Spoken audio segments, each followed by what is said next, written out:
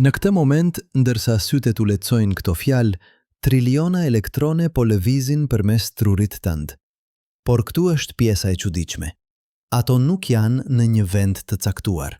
Ato nuk janë grinca konkrete që lëvizin nga pika A në pikën B. Ato janë diçka shumë më e çuditshme. Ato janë val probabiliteti, të shpërndara në hapësirë si një re mundësish. Dhe momenti kur ti bën një zgjedhje, momenti kur ti vëzgon diçka, kjo re kolapson në një realitet të vetëm. Jo sepse dikush tjetër e vendosi, por sepse ti e vëzgove. Kjo nuk është filozofi. Kjo është fizik kuantike. Në vitin 1923, fizikani francez Louis de Broglie propozoi diçka që dukej e çmendur. Çdo grimc materie ka edhe natyrë valore. Një elektron nuk është vetëm një top i vogël që rrotullohet rreth bërhamës. Ai është edhe një val. Kjo ide u quajt dualiteti val-grimc, dhe ajo shkatërroi çdo gjë që ne mendonim se e kuptonim për realitetin. Por propozimi i de Broglie ishte vetëm fillimi. Pyetja e vërtet ishte: si mund ta provojmë këtë? Si mund ta shohim një elektron duke qenë val dhe grinc në të njëjtën kohë? Përgjigja erdhi nga një eksperiment që fillimisht u krye me dritë në vitin 1801 nga Thomas Young. Eksperimenti i qarjes së dyfisht.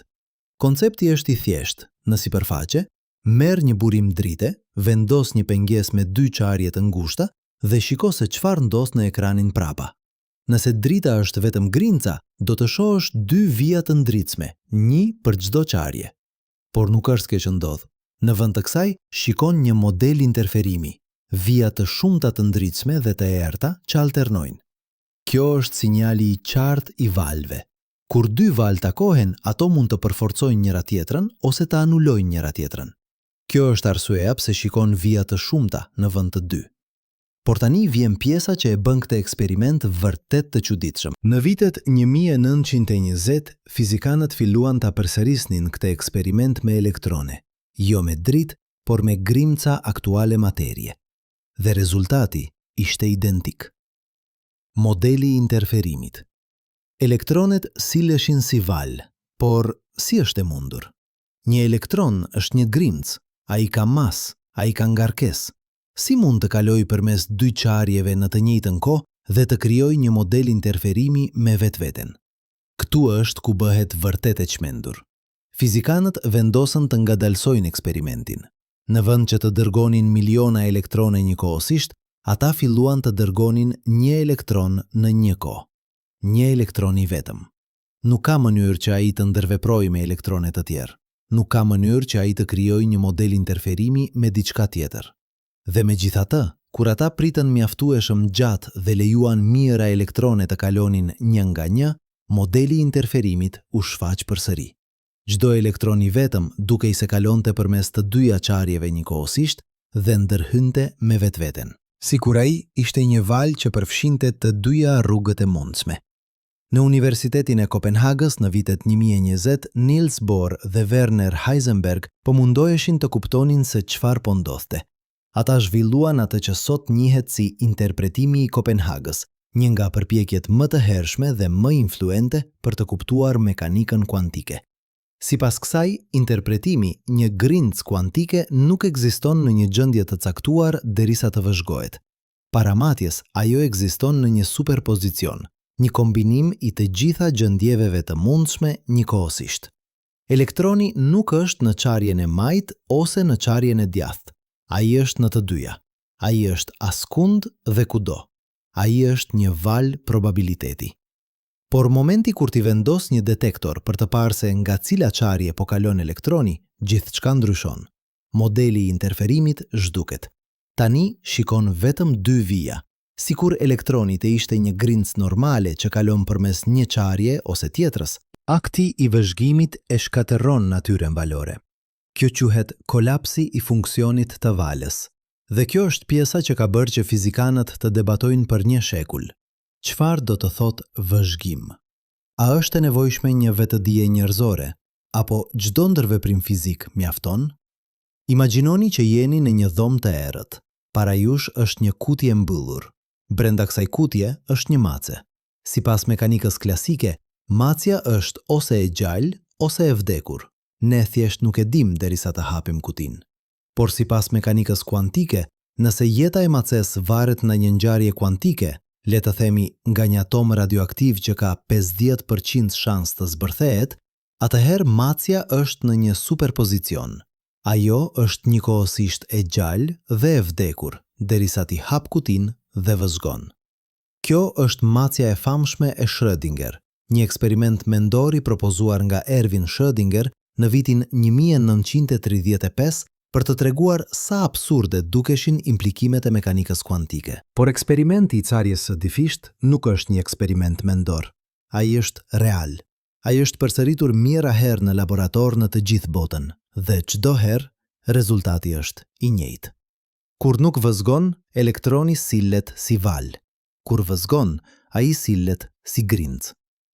Realiteti në nivel kuantik duket se varet nga akti i vëzhgimit, dhe kjo ngre një pyetje që shkon përtej fizikës dhe hyn në territorin e filozofisë. Nëse vëzhgimi ndryshon realitetin, atëherë çfarë është realiteti kur askush nuk po vëzhgon? Në vitin 1957, fizikani amerikan Hugh Everett propozoi një zgjidhje radikale: interpretimi i shumë botëve. Sipas kësaj teorie, funksioni i valës nuk kolapson kurrë. Në vend të kësaj, çdo herë që ndodh një ngjarje kuantike, universi ndahet në dega të shumta. Në një deg, elektroni kalon përmes qarjes së majtë. Në një tjetër, ai kalon përmes qarjes së djathtë. Të dyja realitetet ekzistojnë, por në universe paralele që nuk mund të ndërveprojnë me njëri tjetrin. Kjo do të thotë që çdo zgjedhje që bën, çdo vëzhgim që bën, krijon një ndarje të re në realitet. Ekziston një version i jot që lexoi këtë fjalë dhe një version që nuk e lexoi. Një version që u zgjua sot në mëngjes dhe një version që vendosi të flinte 5 minuta më shumë. Kjo t'ingëllon si shkenç fantazi, por matematika e mekanikës kuantike e mbështet këtë. Ekuacioni i Schrödinger, ekuacioni themelor që përshkruan se si evoluojnë sistemet kuantike, nuk parashikon një kolaps. Ai parashikon një superpozicion të vazhdueshëm.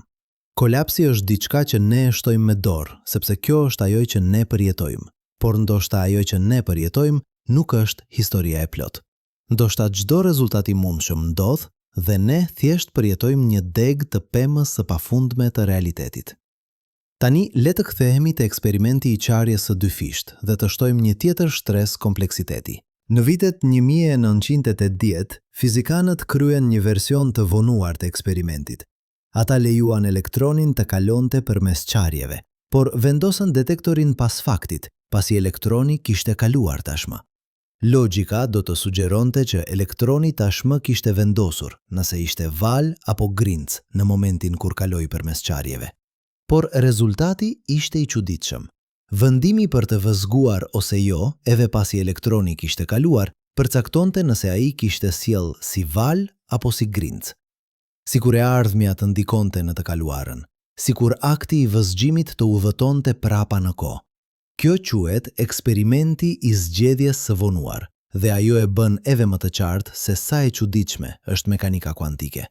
Nuk është vetëm që vëzhgjimi ndryshon realitetin në të tashmen, duket se ai mund të ndryshojë edhe të kaluarën. Natyra e realitetit nuk është e fiksuar derisa të matet. Dhe kjo ngre një pyetje thelbësore.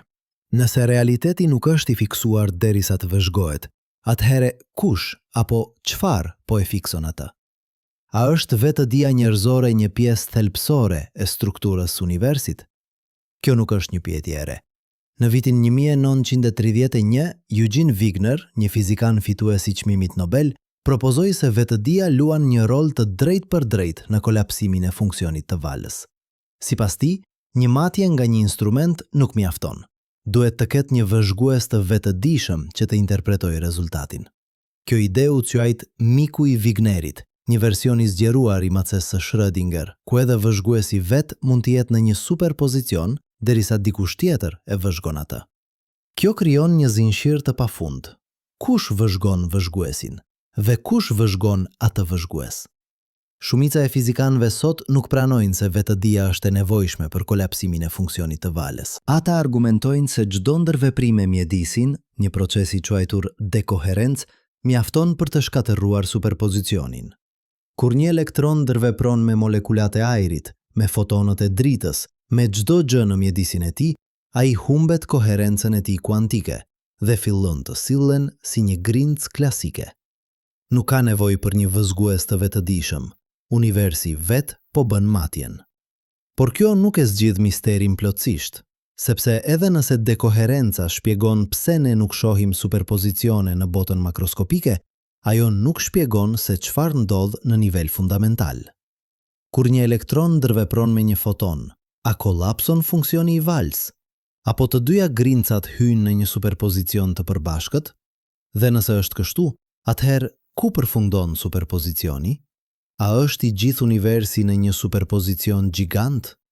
Këto pyetje na çojnë në zemër të asaj që quhet problemi i matjes, një nga çështjet më të vështira dhe më të pasgjidhura në fizikën moderne. Mekanika kuantike na jep parashikime të pabesueshme të sakta.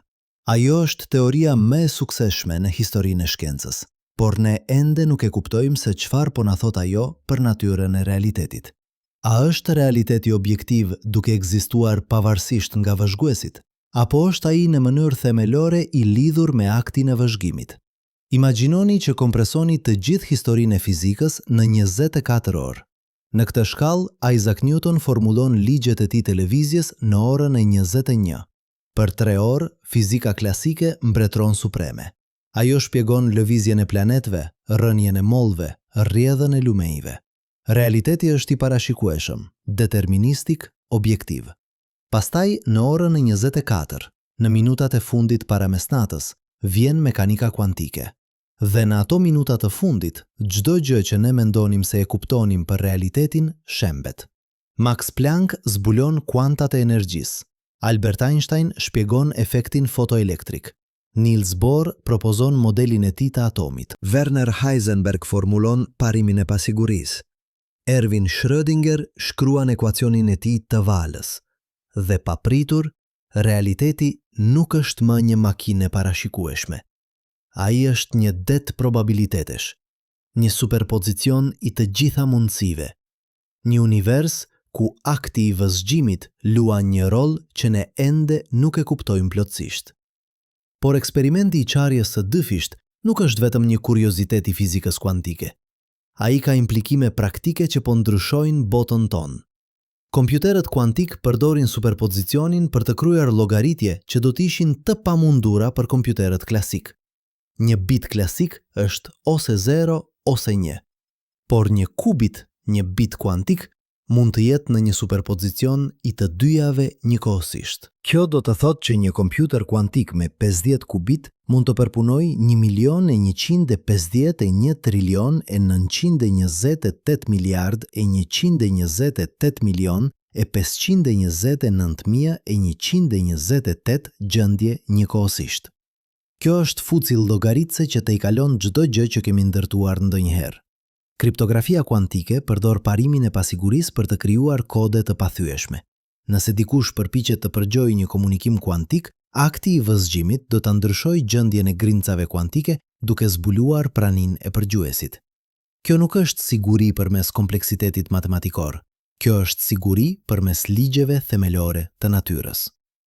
Dhe teleportimi kuantik, po, ai është real, përdor një fenomen të quajtur ndërthurje kuantike për të transferuar informacion në mënyrë të qastit.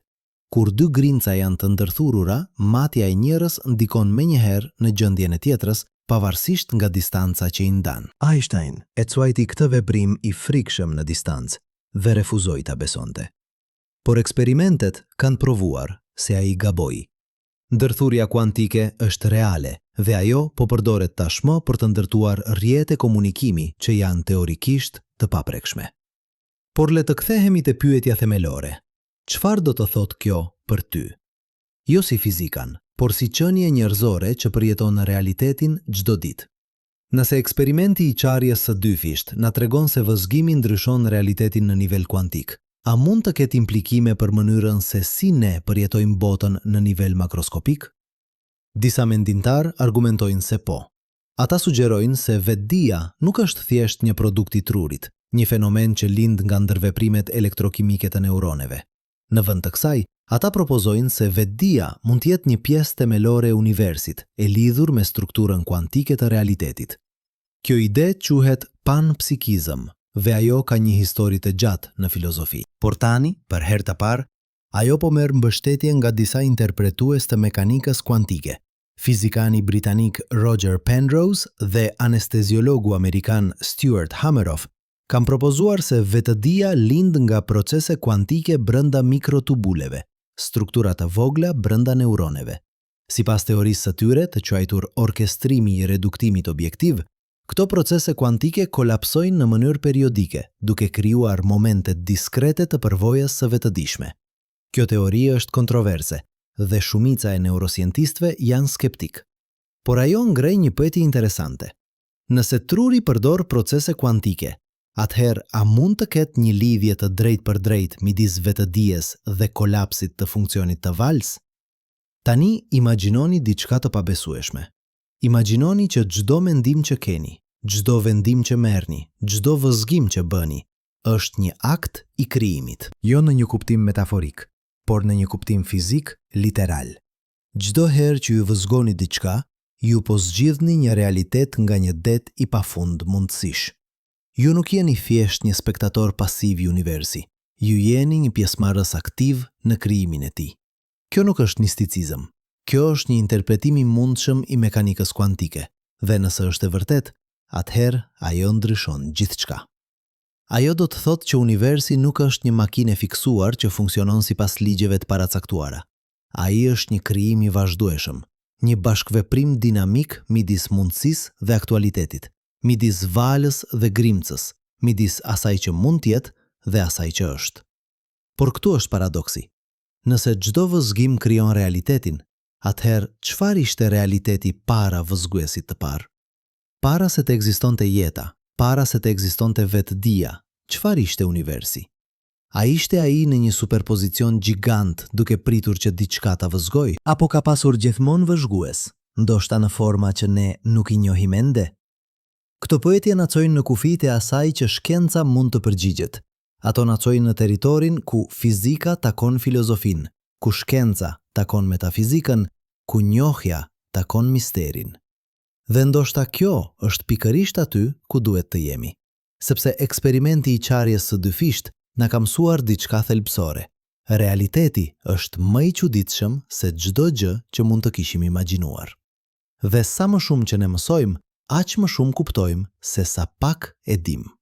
Në laboratorët e fizikës në të gjithë botën, eksperimente po kryhen çdo ditë që po shtyjnë kufijtë e asaj që ne kuptojmë për realitetin kuantik. Në Universitetin e Vienës, fizikanët kanë kryer eksperimente të qarjes së dyfisht me molekula gjithnjë më të mëdha, jo vetëm elektrone, por molekula të përbëra nga qindra atome, dhe modeli i interferimit ende shfaqet. Kufiri midis botës kuantike dhe botës klasike po zhvendoset vazhdimisht. Në Institutin e Teknologjisë në Kaliforni, shkencëtarët po ndërtojnë detektor të valve gravitacionale që janë aq të ndjeshëm sa ata duhet të marrin parasysh efektet kuantike. Kur përpiqesh të matësh lëvizje që janë më të vogla se diametri i një protoni, mekanika kuantike bëhet e pashmangshme. Edhe hapësira vet fillon të tregojë sjellje kuantike. Dhe në Organizatën Evropiane për Kërkime Bërthamore, në kolajderin e madh të hadroneve, fizikanët po shkatërrojnë grinca me energji të jashtëzakonshme për të parë se çfarë del. Çdo përplasje është një eksperiment në natyrën e realitetit. Çdo grimcë e re e zbuluar është një copë tjetër e enigmës. Dhe enigma po bëhet gjithnjë më komplekse, jo më e thjeshtë. Por ndoshta kjo është pikërisht pika. Ndoshta University nuk është i dizajnuar për të kuptuar plotësisht. Ndoshta ai është i dizajnuar për të eksploruar, për të çuditur, për të habitur. Çdo përgjigje që gjejmë ngre 10 pyetje të reja. Çdo mister që zgjidhim zbulon 10 mistera të tjera. Dhe në këtë proces të pafund të zbulimit, ne po mësojmë jo vetëm për universin, por edhe për veten tonë. Sepse në fund, eksperimenti i qarjes së dyfisht nuk është vetëm për elektrone dhe fotone. Ai është për ne. Ai është për mënyrën se si ne ndërveprojmë me realitetin. Ai është për rolin që ne luajmë në krijimin e botës që përjetojmë. Dhe nëse ka një mësim që mund të nxjerrim nga një shekull i mekanikës kuantike, është ky. Ne nuk jemi të ndarë nga universi. Ne jemi pjesë e tij. Dhe ndoshta, në mënyra që ne sapo po fillojmë të kuptojmë, universi është pjesë e nesh. Në vitin 1958, fizikani danez Og Bohr, djali i Niels Bohr, po punonte në një problem që e kishte munduar babain e tij për dekada. Nëse një elektron ekziston në një superpozicion para matjes, atëherë çfarë përcakton se cilën gjendje do të zgjedh kur të vëzhgohet? A është plotësisht e rastësishme? Apo ka një mekanizëm më të thellë që ne ende nuk e kuptojmë? Kjo pyetje e çoi atë në një eksperiment mendor që do të ndryshonte mënyrën se si ne mendojmë për ndërthurjen kuantike. Imagjinoni dy elektrone që lindin nga e njëjta burim. Sipas ligjeve të ruajtjes, nëse njëri rrotullohet lart, tjetri duhet të rrotullohet poshtë. Por para se të matësh, asnjëri nuk është në një gjendje të caktuar. Të dy janë në superpozicion. Tani dërgoi ata në drejtime të kundërta, njërin në tokë, tjetrin në hën. Distanca midis tyre është rreth 388.000 kilometra. Dhe tani mat rrotullimin e elektronit në tokë. Në momentin që e mat, ai kolapson në një gjendje, le të themi, lart. Dhe në të njëjtin qast, elektroni në hën kolapson në gjendjen e kundërt, poshtë. Jo pas 3 sekondash, që është koha që i duhet dritës për të udhëtuar nga toka në hën, por menjëherë, në të njëjtin moment, kjo është ndërthurja kuantike në formën e saj më të pastër. Dhe ajo shkakton një problem të madh për kuptimin ton të realitetit. Sipas relativitetit të kufizuar të Einstein, asgjë nuk mund të udhëtojë më shpejt se drita. Asnjë informacion, asnjë sinjal, asnjë shkak. Por ndërthurja kuantike duket se shkel këtë rregull. Kur mat një grimc të ndërthurur, grimca tjetër di menjëherë se çfarë ndodhi, pavarësisht nga distanca. Einstein e urrente këtë. Ai e quajti veprim i frikshëm në distancë dhe argumentoi se mekanika kuantike duhet ishte pa plot, duhet kishte variabla të fshehur, informacion që ne nuk mund ta shohim, por që përcakton rezultatin e matjes. Në vitin 1964, fizikani irlandez John Stuart Bell propozoi një test. Ai formuloi një pabarazim matematikor, tani i njohur si pabarazimi i Bell, që mund të dallonte midis një universi me variabla të fshehur dhe një universi me ndërthurje të vërtet kuantike. Nëse natyra respekton pabarazimin e Bell, atëherë Einstein kishte të drejtë. Nëse e shkel, atëherë ndërthurja kuantike është reale dhe realiteti është edhe më i çuditshëm se sa mendonim.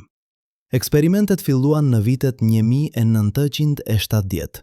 Alain Aspect në Paris, Anton Zeilinger në Vjenë, John Clauser në Kaliforni, të gjithë ata kryen versione të ndryshme të njëjtit eksperiment themelor. Krijoni çifte grimqash të ndërthurura, ndajini ato, matini në mënyra të ndryshme dhe shikoni nëse korelacionet midis rezultateve respektojnë pabarazimin e Bell. Dhe çdo herë rezultati ishte i njëjtë. Natyra e shkel pabarazimin e Bell. Ndërthurja kuantike është reale. Nuk ka variabla të fshehur. Realiteti në nivel kuantik është jo lokal. Ngjarjet në një vend mund të ndikojnë menjëherë në ngjarjet në një vend tjetër, pavarësisht nga distanca. Por këtu është paradoksi që e bën këtë edhe më të çuditshëm. Edhe pse ndërthurja kuantike krijon korelacione të qasit, ajo nuk mund të përdoret për të dërguar informacion më shpejt se drita. Kur mat elektronin në tokë dhe gjen se ai rrotullohet lart, ti di menjëherë se elektroni në hën rrotullohet poshtë. Por personi në hën nuk mund ta di se ti ke bërë një matje derisa ti t'ia dërgosh atij një sinjal klasik, një sinjal radio, një rrezë drite, diçka që udhton me shpejtësinë e dritës ose më ngadalë. Rezultati i matjes së tij duket plotësisht i rastësishëm derisa ai të krahasojë rezultatet me ty. Vetëm atëherë korrelacioni bëhet i dukshëm. Kjo do thotë që ndërthurja kuantike nuk shkel shkaksësinë. Ajo nuk lejon komunikim më të shpejtë se drita. Por ajo shkel diçka edhe më themelore. Ajo shkel lokalitetin. Ajo na tregon se universi nuk është i bërë nga pjesë të pavarura që ndërveprojnë vetëm përmes forcave lokale. Në vend të kësaj, ai është një tërësi e ndërthurur, ku pjesët janë të lidhura në mënyra që te i kalojnë hapësirën dhe kohën. Tani le të shkojmë më thellë. Le të pyesim. Çfarë do të thotë kjo për natyrën e informacionit? Në fizikën klasike, informacioni është diçka që mund të kopjohet.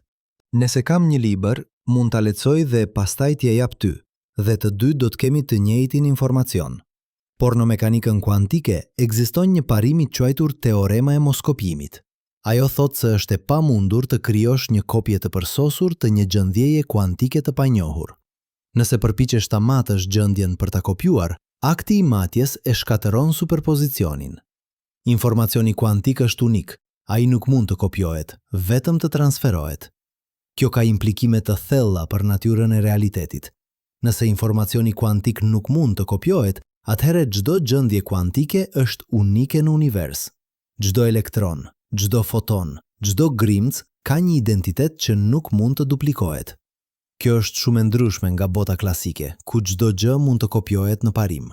Në botën kuantike ekziston një lloj individualiteti që është i mbrojtur nga ligjet themelore të natyrës. Por le të shkojmë edhe më tej. Le të pyesim, çfarë ndodh kur një sistem kuantik bëhet aq i madh sa fillon të sillet si një sistem klasik?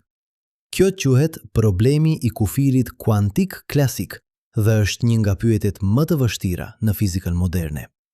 Ne e dim se elektronet dhe fotonet sillen kuantikisht. Ne e dim se topat e futbollit dhe planetët sillen klasikisht. Por ku është kufiri? Sa i madh mund të jetë një objekt dhe ende të tregojë sjellje kuantike? Në vitin 1980, fizikani gjerman Wojciech Zurek propozoi një përgjigje: dekoherencë. Kur një sistem kuantik ndërvepron me mjedisin e tij, me molekulat e ajrit, me fotonët e dritës, me çdo gjë përreth, ai fillon të humbas koherencën e tij kuantike. Superpozicioni shpërbëhet. Sistemi fillon të sillen si një objekt klasik. Kjo nuk është një kolaps i vërtet i funksionit të valës, është më shumë si një zhdukje e ndërhyrjes kuantike për shkak të ndërveprimeve me mjedisin. Por dekoherenca nuk zgjidh problemin plotësisht. Ajo shpjegon pse ne nuk shohim superpozicione në jetën e përditshme, por ajo nuk shpjegon se çfarë ndodh me degët e tjera të funksionit të valës. Nëse një elektron është në një superpozicion të dy gjendjeve dhe pastaj ndërvepron me mjedisin dhe dekoherenca ndodh, çfarë i ndodh gjendjes tjetër? A zhduket ajo? Apo vazhdon të ekzistojë në një deg tjetër të realitetit? Kjo na çon përsëri te interpretimi i shumë botëve. Sipas kësaj teorie, dekoherenca nuk shkatërron superpozicionin. Ajo thjesht e ndan atë në dega që nuk mund të ndërveprojnë më. Çdo deg bëhet një botë e veçantë dhe në çdo botë vëzhguesit shohin një rezultat të caktuar. Por të gjitha degët ekzistojnë një lojë. Nuk ka asnjë deg që është reale dhe të tjerat që janë të parealshme. Të gjitha janë njësoj reale. Kjo t'inglon e çmendur, por matematika e mbështet dhe ajo ka një avantazh të madh. Ajo nuk kërkon një kolaps misteroz të funksionit të valës. Ajo nuk kërkon një rregull të veçantë për matjen. Gjithçka rrjedh nga ekuacioni i Schrödinger. Universi thjesht evoluon sipas ligjeve kuantike, duke krijuar një pemë gjithnjë më komplekse të realiteteve të ndara. Por le të testojmë këtë ide me një eksperiment mendor. Imagjinoni që jeni në një dhomë me një makinë që hedh një monedhë kuantike. Kjo monedhë nuk është një monedhë normale. Ajo është në një superpozicion të kokës dhe stemës derisa ta vëzhgoni. Ju shtypni butonin. Monedha hedhet dhe sipas interpretimit të shumë botëve, universi ndahet në dy dega. Në një deg ju shihni kokë, në degën tjetër ju shihni steme. Të dy versionet e jush ekzistojnë. Të dy janë njësoj real, por ata nuk mund të komunikojnë me njëri tjetrin sepse dekoherenca i ka ndarë ata në dega të pavarura të realitetit. Tani imagjinoni që e përsërisni këtë eksperiment 10 herë. Pas 10 hedhjes ekzistojnë 1024 dega të realitetit, një për çdo kombinim të mundshëm të kokave dhe stemave. Dhe në çdo deg ekziston një version i jush që ka përjetuar një sekuencë specifike. Disa versione kanë parë 10 koka, disa kanë parë 10 stema, shumica kanë parë një përzierje, por të gjithë janë njësoj real. Kjo ngre një pyetje të thellë. Nëse ekzistojnë versione të pafundme të jush në dega të ndryshme të realitetit, atëherë çfarë do të thotë të jesh ju? A jeni ju vetëm versioni që po përjeton këtë degë specifike, apo jeni disi të gjithë versionet njëkohësisht? Dhe nëse jeni të gjithë versionet, atëherë çfarë do të thotë identiteti personal? Çfarë do të thotë të marrësh vendime?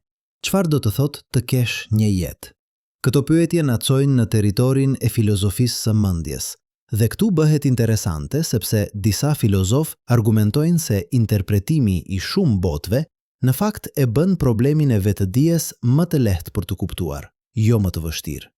Ja si, në një univers me një realitet të vetëm, duhet të shpjegosh pse ti përjeton këtë realitet specifik dhe jo një tjetër. Por në një univers me shumë botë, nuk ka nevojë për shpjegim. Të gjitha realitetet ndodhin, dhe në çdo realitet ekziston një version i jush që e përjeton atë. Nuk ka asnjë zgjedhje misterioze të cilës degë të ndiqni. Ju ndiqni të gjitha degët. Por kjo ngre një paradoks tjetër. Nëse të gjitha rezultatet ndodhin, atëherë pse duket se probabilitetet kuantike respektojnë rregulla specifike?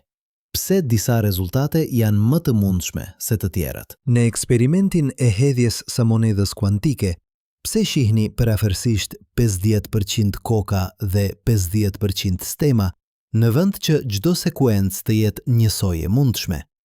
Përgjigja ka të bëjë me atë që quhet masa e degëve. Në interpretimin e shumë botëve, degë të ndryshme të realitetit kanë pesha të ndryshme. Degët me probabilitet më të lartë kanë masë më të madhe. Dhe kur ju përjetoni një sekuencë të rezultateve, ju jeni më të mundshëm të gjendeni në një degë me masë të madhe sesa në një degë me masë të vogël. Kjo nuk është sepse degët me masë të vogël nuk ekzistojnë. Ato ekzistojnë, por ka më pak kopje të jush në ato dega. Kjo është një ide e çuditshme, por ajo e bën interpretimin e shumë botëve të qëndrueshëm me rregullat e probabilitetit kuantik, dhe ajo ngre një pyetje fascinuese. Nëse masa e degëve përcakton sa kopje të jush ekzistojnë në realitete të ndryshme, atëhere, a mund të ketë një kuptim në të cilin ju jeni më real në disa dega se në të tjera? Tani le të ndryshojmë perspektivën. Le të pyesim, çfarë ndodh kur dy sisteme kuantike ndërveprojnë? Imagjinoni dy elektrone që afrohen njëri tjetrit. Para se të ndërveprojnë, secili është në gjendjen e vet. Por momenti kur ata ndërveprojnë, gjendjet e tyre bëhen të ndërthurura. Tani nuk mund të përshkruash gjendjen e një elektroni pa përshkruar gjendjen e tjetrit. Ata janë bërë një sistem i vetëm. Kjo është arsyeja pse ndërthurja kuantike është kaq e fuqishme. Ajo krijon korelacione që nuk mund të shpjegohen nga asnjë teori lokale. Por ajo krijon edhe diçka tjetër. Ajo krijon kompleksitet. Sa më shumë grimca që ndërveprojnë, aq më kompleks bëhet sistemi i ndërthurur. Dhe në një moment, kompleksiteti bëhet aq i madh sa sistemi fillon të tregojë sjellje emergjente, sjellje që nuk mund të parashikohet thjesht duke ditur gjendjet e grimcave individuale. Kjo është arsyeja pse jeta është e mundur. Gjeta është një fenomen emergjent që lind nga ndërveprime komplekse të trilionave grimcave. Çdo qeliz në trupin tënd është një sistem i ndërthurur masivisht. Çdo mendim që ke përfshin ndërveprime kuantike midis miliarda neuroneve. Dhe edhe pse ne nuk e kuptojmë ende plotësisht se si vetdia lind nga këto ndërveprime, ne e dim se ajo varet nga to. Por këtu është pjesa që e bën këtë vërtet të mahniqme. Edhe pse truri yt është një sistem klasik në shkallë të madhe, ai përdor procese kuantike në shkallë të vogël. Kur një neuron dërgon një sinjal, ai e bën këtë përmes lëvizjes së joneve përmes kanaleve në membranën e tij. Dhe këto kanale janë aq të vogla sa efektet kuantike bëhen të rëndësishme. Tunelimi kuantik, fenomeni ku një grimc mund të kalojë përmes një pengese që klasikisht do të ishte e pakalueshme, luan një rol në mënyrën se si këto kanale funksionojnë. Kjo do thotë që çdo mendim që ke, çdo vendim që merr, çdo përvojë që ke, varet nga procese kuantike. Truri nuk është thjesht një kompjuter klasik. Ai është një makinë hibride që përdor si procese klasike ashtu edhe kuantike, dhe kjo ngre një pyetje fascinuese. A mund të ketë një kuptim në të cilin vetdia jote është e lidhur me kolapsimin e funksionit të valës? Kjo nuk është një ide e re.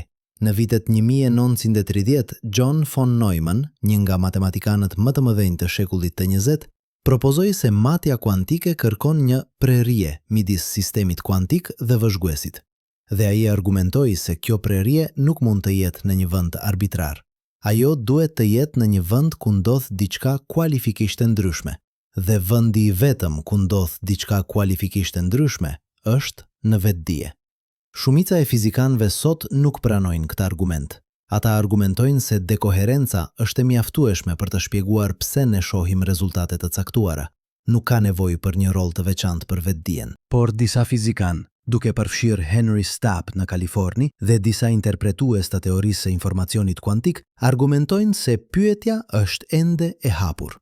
Ndoshta vetëdia luan një rol, ndoshta jo, por ne nuk mund ta përjashtojmë mundësinë pa e kuptuar më mirë se çfarë është vetëdia. Tani le të shkojmë në një drejtim tjetër. Le të pyesim, çfarë ndodh kur përpiqemi të krijojmë një teori të unifikuar që kombinon mekanikën kuantike me relativitetin e përgjithshëm? Kjo është një nga sfidat më të mëdha në fizikën moderne. Mekanika kuantike përshkruan botën e vogël, grimcat, atomet, molekulat. Relativiteti i përgjithshëm përshkruan botën e madhe, planetët, yjet, galaktikat, vetë hapësirën dhe kohën. Por këto dy teori janë thelbësisht të papajtueshme. Problemi është ky. Mekanika kuantike trajton hapësirën dhe kohën si një skenë fikse ku ngjarjet ndodhin, por relativiteti i përgjithshëm na tregon se hapësira dhe koha janë dinamike. Ato përkulen dhe dridhen në përgjigje të materjes dhe energjisë. Kur përpiqesh të kombinosh këto dy ide, merr pafundësi matematikore, rezultate që nuk kanë kuptim fizik. Për të zgjidhur këtë problem, fizikanët kanë propozuar disa teori të ndryshme. Teoria e vargut sugjeron se grincat themelore nuk janë pika, por vargje të vogla një-dimensionale që dridhen. Graviteti kuantik me lak sugjeron se hapësira vetë është e kuantizuar, e bërë nga atome të vogla të hapësirës. Teoria e informacionit kuantik sugjeron se realiteti në nivel themelor është i bërë nga informacion, jo nga materie apo energji. Por të gjitha këto teori kanë një gjë të përbashkët. Ato sugjerojnë se realiteti në shkallën më të vogël të mundshme, shkalla e Planck, rreth 1.20 herë 10 në fuqi negative 35 metra, është shumë e ndryshme nga çdo gjë që ne përjetojmë. Në këtë shkallë, hapësira dhe koha mund të mos jenë të vazhdueshme. Ato mund të jenë të kuantizuara, të bëra nga njësi diskrete. Dhe shkaku dhe pasoja mund të mos kenë kuptim në mënyrën që ne i kuptojmë ato. Kjo ngre një pyetje të thellë. Nëse realiteti në shkallën më themelore është kaq i ndryshëm nga përvojat tona të përditshme, atëherë çfarë do të thotë të kuptosh realitetin? A mund të kuptojmë vërtet diçka që është kaq jashtë përvojës sonë të drejt për drejt? Apo jemi të kufizuar nga strukturat e trurit ton, nga mënyra se si sistemet tona nervore evoluan për të përballuar botën makroskopike? Disa filozofë argumentojnë se ne jemi thelbësisht të kufizuar. Ata sugjerojnë se ka aspekte të realitetit që ne nuk mund t'i kuptojmë kurrë, jo sepse nuk jemi mjaft të zgjuar, por sepse strukturat tona njohëse nuk janë të dizajnuara për t'i kuptuar ato. Kjo quhet misterianizëm njohës. Dhe ajo ngre një pyetje shqetësuese. Nëse ka aspekte të realitetit që janë përtej kuptimit ton, si mund ta dim se ato ekzistojnë? Por ka edhe një perspektivë tjetër. Disa filozofë argumentojnë se matematika na jep një mënyrë për të kuptuar realitete që janë përtej përvojës son të drejt për drejt. Ne nuk mund të vizualizojmë një hapësirë 4-dimensionale, por ne mund ta përshkruajmë atë matematikisht. Ne nuk mund të imagjinojmë një grimc që është në 2 vende njëkohësisht, por ne mund ta përshkruajmë atë me një funksion vale. Matematika është gjuha që na lejon të shkojmë përtej kufive të intuicionit ton. Dhe kjo na çon te një ide e thellë. Ndoshta realiteti themelor nuk është i bërë nga materie apo energji. Ndoshta ai është i bërë nga struktura matematikore. Kjo ide quhet realizëm matematik dhe ajo ka një histori të gjatë në filozofi. Por tani, për herë të parë, ajo po merr mbështetje nga fizika. Sepse sa më thellë që shkojmë në natyrën e realitetit, aq më shumë duket se gjithçka reduktohet në marrëdhënie matematikore. Merrni për shembull një elektron. Çfarë është një elektron? Në fizikën klasike, do të thoshim se është një grimcë e vogël me masë dhe ngarkesë. Por në mekanikën kuantike, një elektron është diçka shumë më abstrakte. Ai është një eksitim në fushën elektromagnetike kuantike. Ai nuk ka një pozicion të caktuar. Ai nuk ka një shpejtësi të caktuar. Ai është një model i probabiliteteve, një strukturë matematikore që evoluon sipas ekuacionit të Schrödinger. Dhe kur shkojmë edhe më thellë në teorinë e fushës kuantike, gjërat bëhen edhe më abstrakte. Grimcat nuk janë objekte themelore. Ato janë eksitacione në fusha kuantike. Dhe fushat kuantike nuk janë gjëra në kuptimin e zakonshëm. Ato janë struktura matematikore që caktojnë probabilitete për ngjarje të ndryshme. Në këtë nivel, kufiri midis matematikës dhe realitetit fizik bëhet i paqartë. Kjo na çon te një pyetje që ka munduar filozofët për mijëra vjet. Pse matematika është kaq efektive në përshkrimin e natyrës? Pse ligjet e fizikës mund të shprehen në ekuacione matematikore? A është kjo thjesht një rastësi?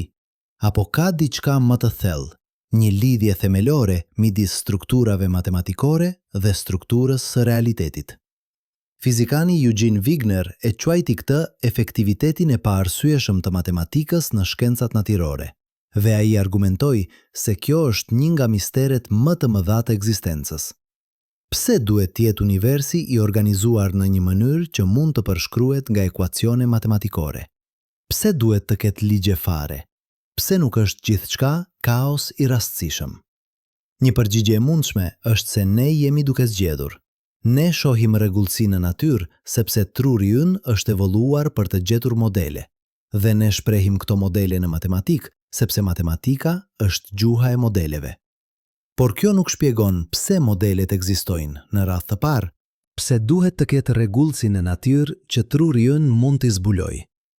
Një përgjigje tjetër e mundshme është se matematika nuk është një shpikje njerëzore, ajo është një zbulim.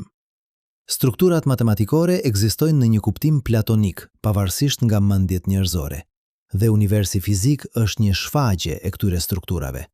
Kjo do të thotë se ligjet e fizikës nuk janë rregulla arbitrare që universi ndodh të ndjek. Ato janë pasoja të domosdoshme të strukturës matematikore të realitetit.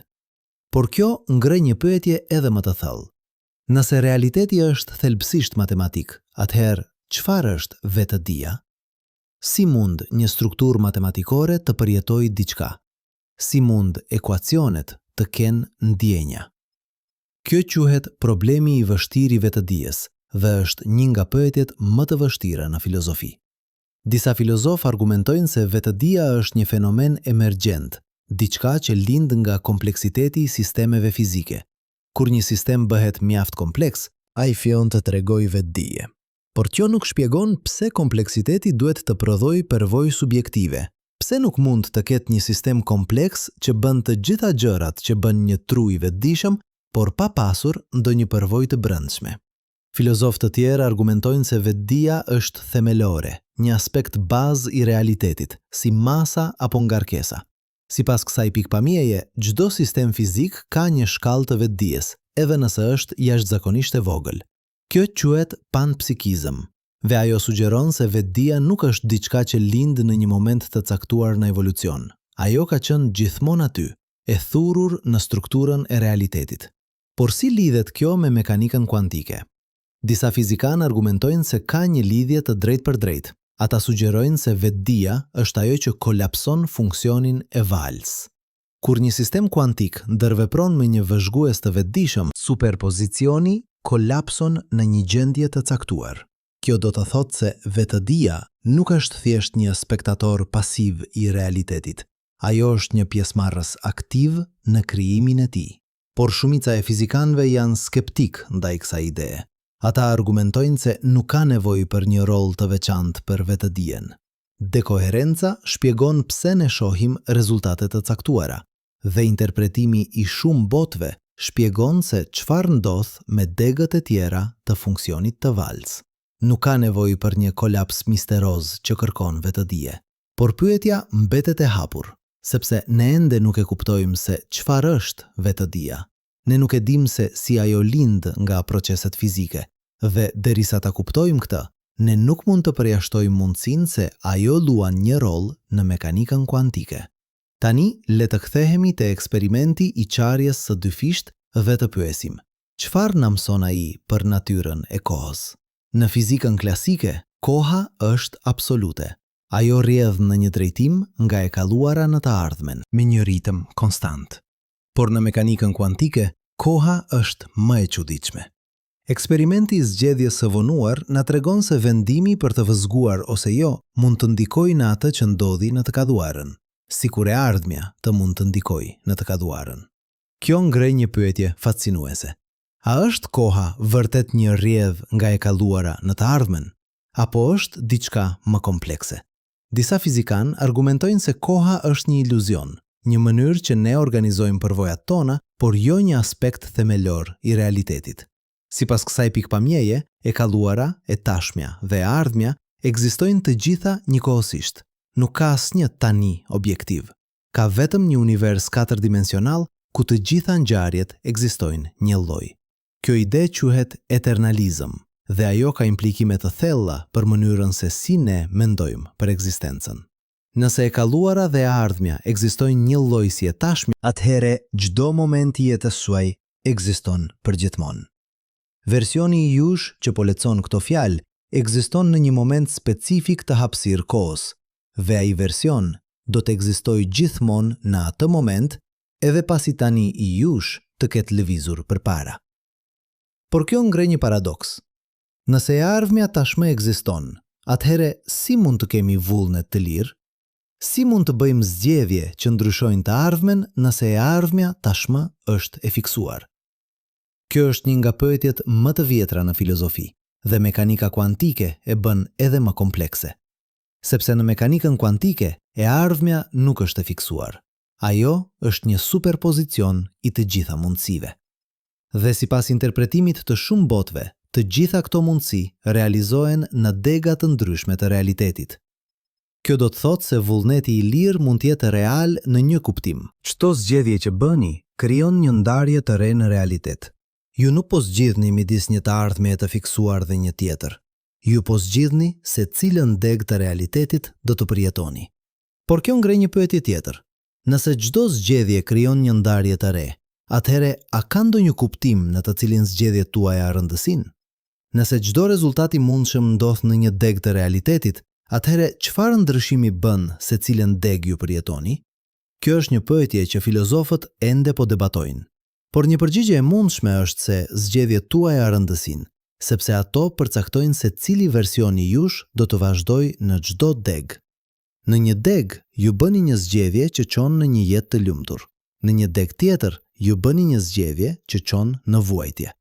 Të dy versionet ekzistojnë, por versioni që ju jeni tani, versioni që po lexon këto fjalë, do të përjetoj pasojat e zgjedhjeve që bën. Kjo na çon te një ide e thellë. Ndoshta kuptimi I jetës nuk është në arritjen e një qëllimi të caktuar. Ndoshta ai është në procesin e zgjedhjes vet. Çdo moment ju po zgjidhni se cili version I jush do të vazhdojë. Çdo moment ju po krijoni realitetin që do të përjetoni. Dhe edhe nëse ekzistojnë versione të pafundme të jush në dega të ndryshme të realitetit, versioni që ju jeni tani është unik. Ai është rezultati të gjitha zgjedhjeve që keni bërë deri në këtë pikë. Dhe kjo, në fund, është mësimi më I thellë I eksperimentit të qarjes së dyfisht. Realiteti nuk është një gjë e fiksuar që ekziston pavarësisht nga ju. Ai është një proces dinamik që ju jeni pjesë e tij. Çdo vëzhgim që bëni, çdo zgjedhje që merrni, çdo mendim që keni, është një akt I krijimit. Ju nuk jeni thjesht një spektator I universit. Ju jeni një bashkëkrijues I tij. Në vitin 1998, një ekip fizikanësh në Universitetin e Gjenevës kreu një eksperiment që do të ndryshonte përgjithmonë mënyrën se si ne mendojmë për realitetin. Ata morën çifte fotonësh të ndërthurura dhe I dërguan ato në drejtime të kundërta përmes fibrave optike, njërin në qytetin e Gjenevës, tjetrin në fshatin Bellevue, 10 kilometra larg. Pastaj, në të njëjtën milisekond, ata matën të dy fotonet. Dhe rezultati ishte I pabesueshëm. Korelacioni midis matjeve ishte saktësisht ai që parashikonte mekanika kuantike. Por këtu është pjesa që e bën këtë vërtet të çuditshme. Nëse do të kishte pasur një sinjal që udhëtonte nga njëri foton te tjetri me shpejtësinë e dritës, ai do të kishte nevojë për 3,3 mikrosekonda. Por korelacioni ndodhi menjëherë, më shpejt se çdo sinjal i mundshëm fizik. Kjo nuk ishte thjesht një konfirmim i ndërthurjes kuantike. Kjo ishte një demonstrim se universi në nivel themelor nuk respekton kufizimin ton intuitiv të lokalitetit. Informacioni, ose të paktën korelacioni, mund të ekzistojë në mënyrë jo lokale. Dy grinca të ndërthurura nuk janë dy objekte të ndara që ndodh të jenë të lidhura. Ato janë një sistem i vetëm, pavarësisht nga distanca që i ndan. Hapësira, në kuptimin që ne e njohim atë, nuk është themelore. Ajo është diçka që lind nga një realitet më i thellë, ku gjithçka është e lidhur. Por le të shkojmë edhe më thellë. Le të pyesim, çfarë do të thotë kjo për natyrën e informacionit vet? Në teorinë klasike të informacionit, zhvilluar nga Claude Shannon në vitet 1940, informacioni është thjesht një masë e pasigurisë. Sa më shumë pasiguri që ke para se të marrësh një mesazh, aq më shumë informacion përmban mesazhi. Por në teorinë e informacionit kuantik, gjërat janë më komplekse. Informacioni kuantik nuk mund të kopjohet. Ai nuk mund të fshihet plotësisht, dhe ai mund të ekzistojë në një superpozicion. Një bit kuantik mund të jetë njëkohësisht 0 dhe 1. Kjo ka çuar në një ide revolucionare. Ndoshta informacioni është më themelor se materia dhe energjia. Ndoshta universi në nivelin më bazë nuk është i bërë nga grimca dhe fusha, por nga bite informacioni. Kjo ide quhet Quote 54, Quote it from bit, Quote 55, Quote, një frazë e krijuar nga fizikani John Archibald Wheeler në vitet 1980. Sipas kësaj pikpamjeje, çdo grimc, çdo fush, çdo strukturë në univers lind nga përgjigjet ndaj pyetjeve po ose jo. Realiteti është informacion i kodifikuar. Por nëse realiteti është informacion, atëherë kush po bën pyetjet? Kush po lehtëson përgjigjet? Kjo na çon përsëri te roli i vëzhguesit. Dhe këtu bëhet interesante, sepse në vitet e fundit, disa fizikanë kanë filluar të argumentojnë se vëzhguesi nuk është thjesht një qenie jashtme që shikon universin. Vëzhguesi është pjesë e universit. Dhe akti i vëzhgimit është një ndër veprim fizik që krijon informacion të ri. Merrni për shembull një eksperiment të thjeshtë. Ju matni rrotullimin e një elektroni. Para matjes, elektroni është në një superpozicion të rrotullimit lart dhe rrotullimit poshtë. Pas matjes, ju dini se ai rrotullohet lart. Informacioni është krijuar. Por ku ishte ky informacion para matjes? A ekzistonte ai në një formë të fshehur, apo u krijua nga akti i matjes vet? Sipas interpretimit të Kopenhagës, informacioni u krijua nga matja. Para matjes nuk kishte fakt të çështjes se si rrotuldohej elektroni. Pyetja nuk kishte përgjigje. Matja nuk zbuloi një të vërtet ekzistuese. Ajo krijoi një të vërtet të re. Kjo është një ide radikale.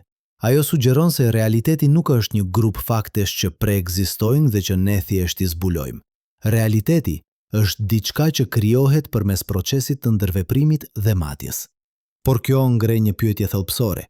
Nëse realiteti krijohet përmes matjes, atëherë çfarë ishte realiteti para matjes së parë? Para se të ekzistonte jeta, para se të ekzistonte vetdia, çfarë ishte universi? A ishte ai në një superpozicion gjigant të gjitha gjendjeveve të mundshme, apo ka pasur një lloj matje që ndodhte edhe pa vëzhgues të vetëdijshëm? Disa fizikanë argumentojnë se dekoherenca është përgjigja. Edhe pa vëzhgues të vetëdijshëm, sistemet kuantike ndërveprojnë me mjedisin e tyre, dhe këto ndërveprime veprojnë si matje që krijojnë informacion. Kjo do të thotë se universi ka qenë duke krijuar informacion që nga fillimi, shumë para se të shfaqej jeta. Çdo ndërveprim midis grimcave, çdo përplasje midis atomeve, çdo shkëmbim i fotoneve, të gjitha këto janë akte të krijimit të informacionit. Por kjo ngre një pyetje tjetër. Nëse universi ka qenë duke krijuar informacion për 14 miliard vjet, ku shkon gjithë ky informacion? A ruhet ai diku? apo zhduket. Kjo na çon te një nga parimet më themelore të fizikës moderne, ruajtja e informacionit kuantik. Sipas këtij parimi, informacioni kuantik nuk mund të shkatërrohet kurrë. Ai mund të transformohet, mund të shpërndahet, mund të bëhet praktikisht i paarritshëm, por ai nuk mund të zhduket plotësisht. Ky parim ka implikime të thella për natyrën e kohës dhe shkaksisë. Nëse informacioni nuk mund të shkatërrohet, atëherë çdo gjendje e universit përban gjurmë të gjitha gjendjeve të mëparshme. E kaluara nuk zhduket, ajo kodifikohet në të tashmen. Dhe kjo do të thotë se në parim, nëse do të kishit informacion të mjaftueshëm dhe fuci llogaritse të mjaftueshme, do të mund të rindërtoni çdo moment të historisë së universit. Por këtu vjen një paradoks i famshëm. Paradoksi i informacionit të vrimës së zezë. Kur materia bie në një vrim të zezë, çfarë i ndodh informacionit kuantik që ajo përmban? Sipas relativitetit të përgjithshëm, asgjë nuk mund të shpëtojë nga një vrim e zezë, pasi të ketë kaluar horizontin e ngjarjeve. Por sipas mekanikës kuantike, informacioni nuk mund të shkatërrohet. Kjo është një kontradikt e drejtë për drejtë. Në vitet 1970, Stephen Hawking zbuloi se vrimat e zeza në fakt emetojnë rrezatim, një fenomen kuantik që tani quhet rrezatimi i Hawking. Dhe gjatë kohës, një vrim e zezë do të avullojë plotësisht duke lënë pas vetëm rrezatim termik. Por ky rrezatim duket se nuk përmban asnjë informacion për atë që ra në vrimën e zezë. Informacioni duket se është humbur. Kjo quhet paradoksi i informacionit të vrimës së zezë, dhe ajo ka qenë një nga problemet më të vështira në fizikën teorike për 50 vjet. Në vitet 1990, fizikani holandez Gerard 't Hooft dhe fizikani amerikan Leonard Susskind propozuan një zgjidhje radikale, parimi holografik. Sipas kësaj ideje, gjithë informacioni që përmbahet në një vëllim të hapësirës mund të kodifikohet në sipërfaqen që e rrethon atë vëllim. Kjo do të thotë se universi tridimensional që ne përjetojmë mund të jetë një projekcion holografik i informacionit të kodifikuar në një sipërfaqe dydimensionale. Kjo tingëllon si shkencë fantazi. Por matematika e mbështet, dhe ajo ka quar në një revolucion në mënyrën se si fizikanët mendojnë për hapësirën dhe kohën. Ndoshta hapësira nuk është themelore. Ndoshta ajo është një fenomen emergjent që lind nga marrëdhëniet midis biteve të informacionit. Ndoshta universi në nivelin më themelor është një rrjet i madh i informacionit të ndërthurur dhe ajo që ne përjetojmë si hapësirë tridimensionale është thjesht një mënyrë e organizimit të këtij informacioni. Kjo ide ka implikime të pabesueshme për natyrën e realitetit. Nëse hapësira është emergjente, atëherë distanca midis dy pikave nuk është një fakt themelor. Ajo është një pasojë e sasisë së ndërthurjes midis atyre pikave. Sa më shumë të ndërthururat janë dy rajonet e hapësirës, aq më afër janë ato në një kuptim themelor. Dhe kjo do të thotë se struktura e hapësirës vetë varet nga modelet e ndërthurjes kuantike. Tani le të shkojmë në një drejtim tjetër. Le të pyesim: çfarë ndodh kur përpiqemi të ndërtojmë teknologji që shfrytëzon efektet kuantike? Kjo nuk është më shkencë teorike, kjo është realitet. Në laboratoret e kompanive si IBM, Google dhe IonQ, kompjuteret kuantik po ndërtohen që mund të kryejnë llogaritje që janë të pamundura për kompjuteret klasik. Në vitin 2019, Google njoftoi se kishte arritur supremacin kuantike. Një kompjuter kuantik kishte kryer një llogaritje që do t'i kishte marrë kompjuterit më të fuqishëm klasik 10.000 vjet. Llogaritja vet nuk ishte praktikisht e dobishme. Ishte një problem i dizajnuar posaçërisht për të testuar fuqinë e kompjuterit kuantik. Por ajo demonstroi një parim themelor. Ka probleme që kompjuteret kuantik mund t'i zgjidhin eksponencialisht më shpejt se kompjuteret klasik. Por pse? Çfarë i bën kompjuteret kuantik kaq të fuqishëm? Përgjigja qëndron në superpozicion dhe ndërthurje. Një kompjuter klasik përpunon informacionin në bite. Çdo bit është ose 0 ose 1. Por një kompjuter kuantik përpunon informacionin në kubite. Çdo kubit mund të jetë në një superpozicion të zeros dhe njëshit. Kjo do të thotë se një kompjuter kuantik me 50 kubite mund të përfaqësojë 1 kuadriliard gjendje njëkohësisht. Dhe kur këto kubite janë të ndërthurura, ato mund të kryejnë llogaritje paralele masive që janë të pamundura për kompjuterët klasik. Por këtu është sfida, ruajtja e koherencës kuantike. Çdo ndërveprim me mjedisin, një foton i humbur, një dridhje termike, një fushë magnetike e vogël, mund të shkaktojë dekoherencë dhe të shkatërrojë superpozicionin. Kjo është arsyeja pse kompjuterët kuantik duhet të mbahen në temperatura afër zeros absolute dhe të izolohen nga çdo burim i zhurmës së jashtme. Edhe me këto masa, kubitet mund të ruajnë koherencën e tyre vetëm për kohë shumë të shkurtra, nga mikrosekonda deri në milisekonda. Por pavarësisht këtyre sfidave, progresi është i shpejtë.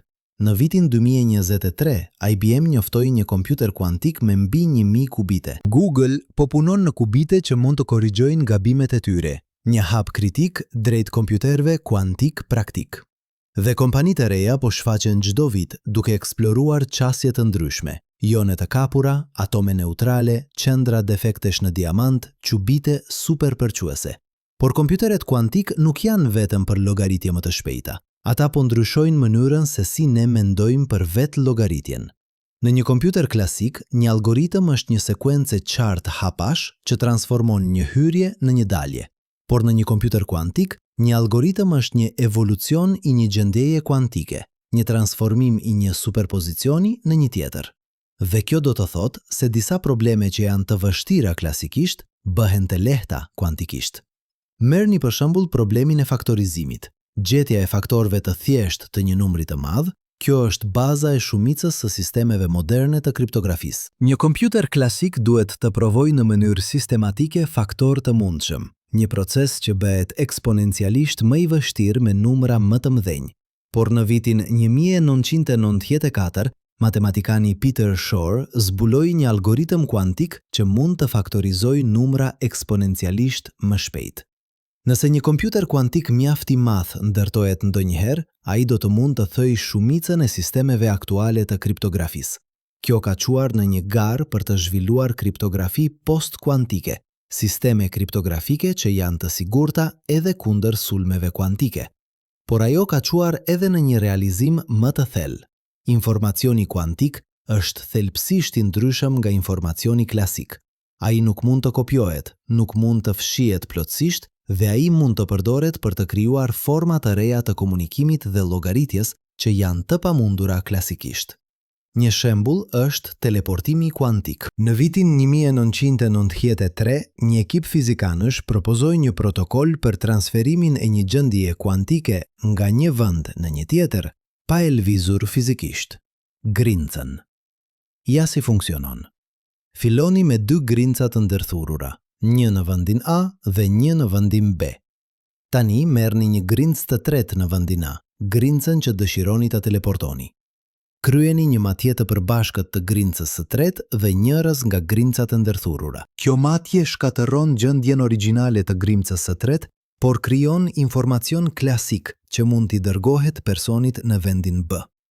Kur personi në vendin B merr këtë informacion dhe kryen një transformim të caktuar në grincën e tij të ndërthurur, ajo grincë merr saktësisht gjendjen që kishte grinca origjinale. Kjo nuk është teleportim në kuptimin e shkencë fantazisë.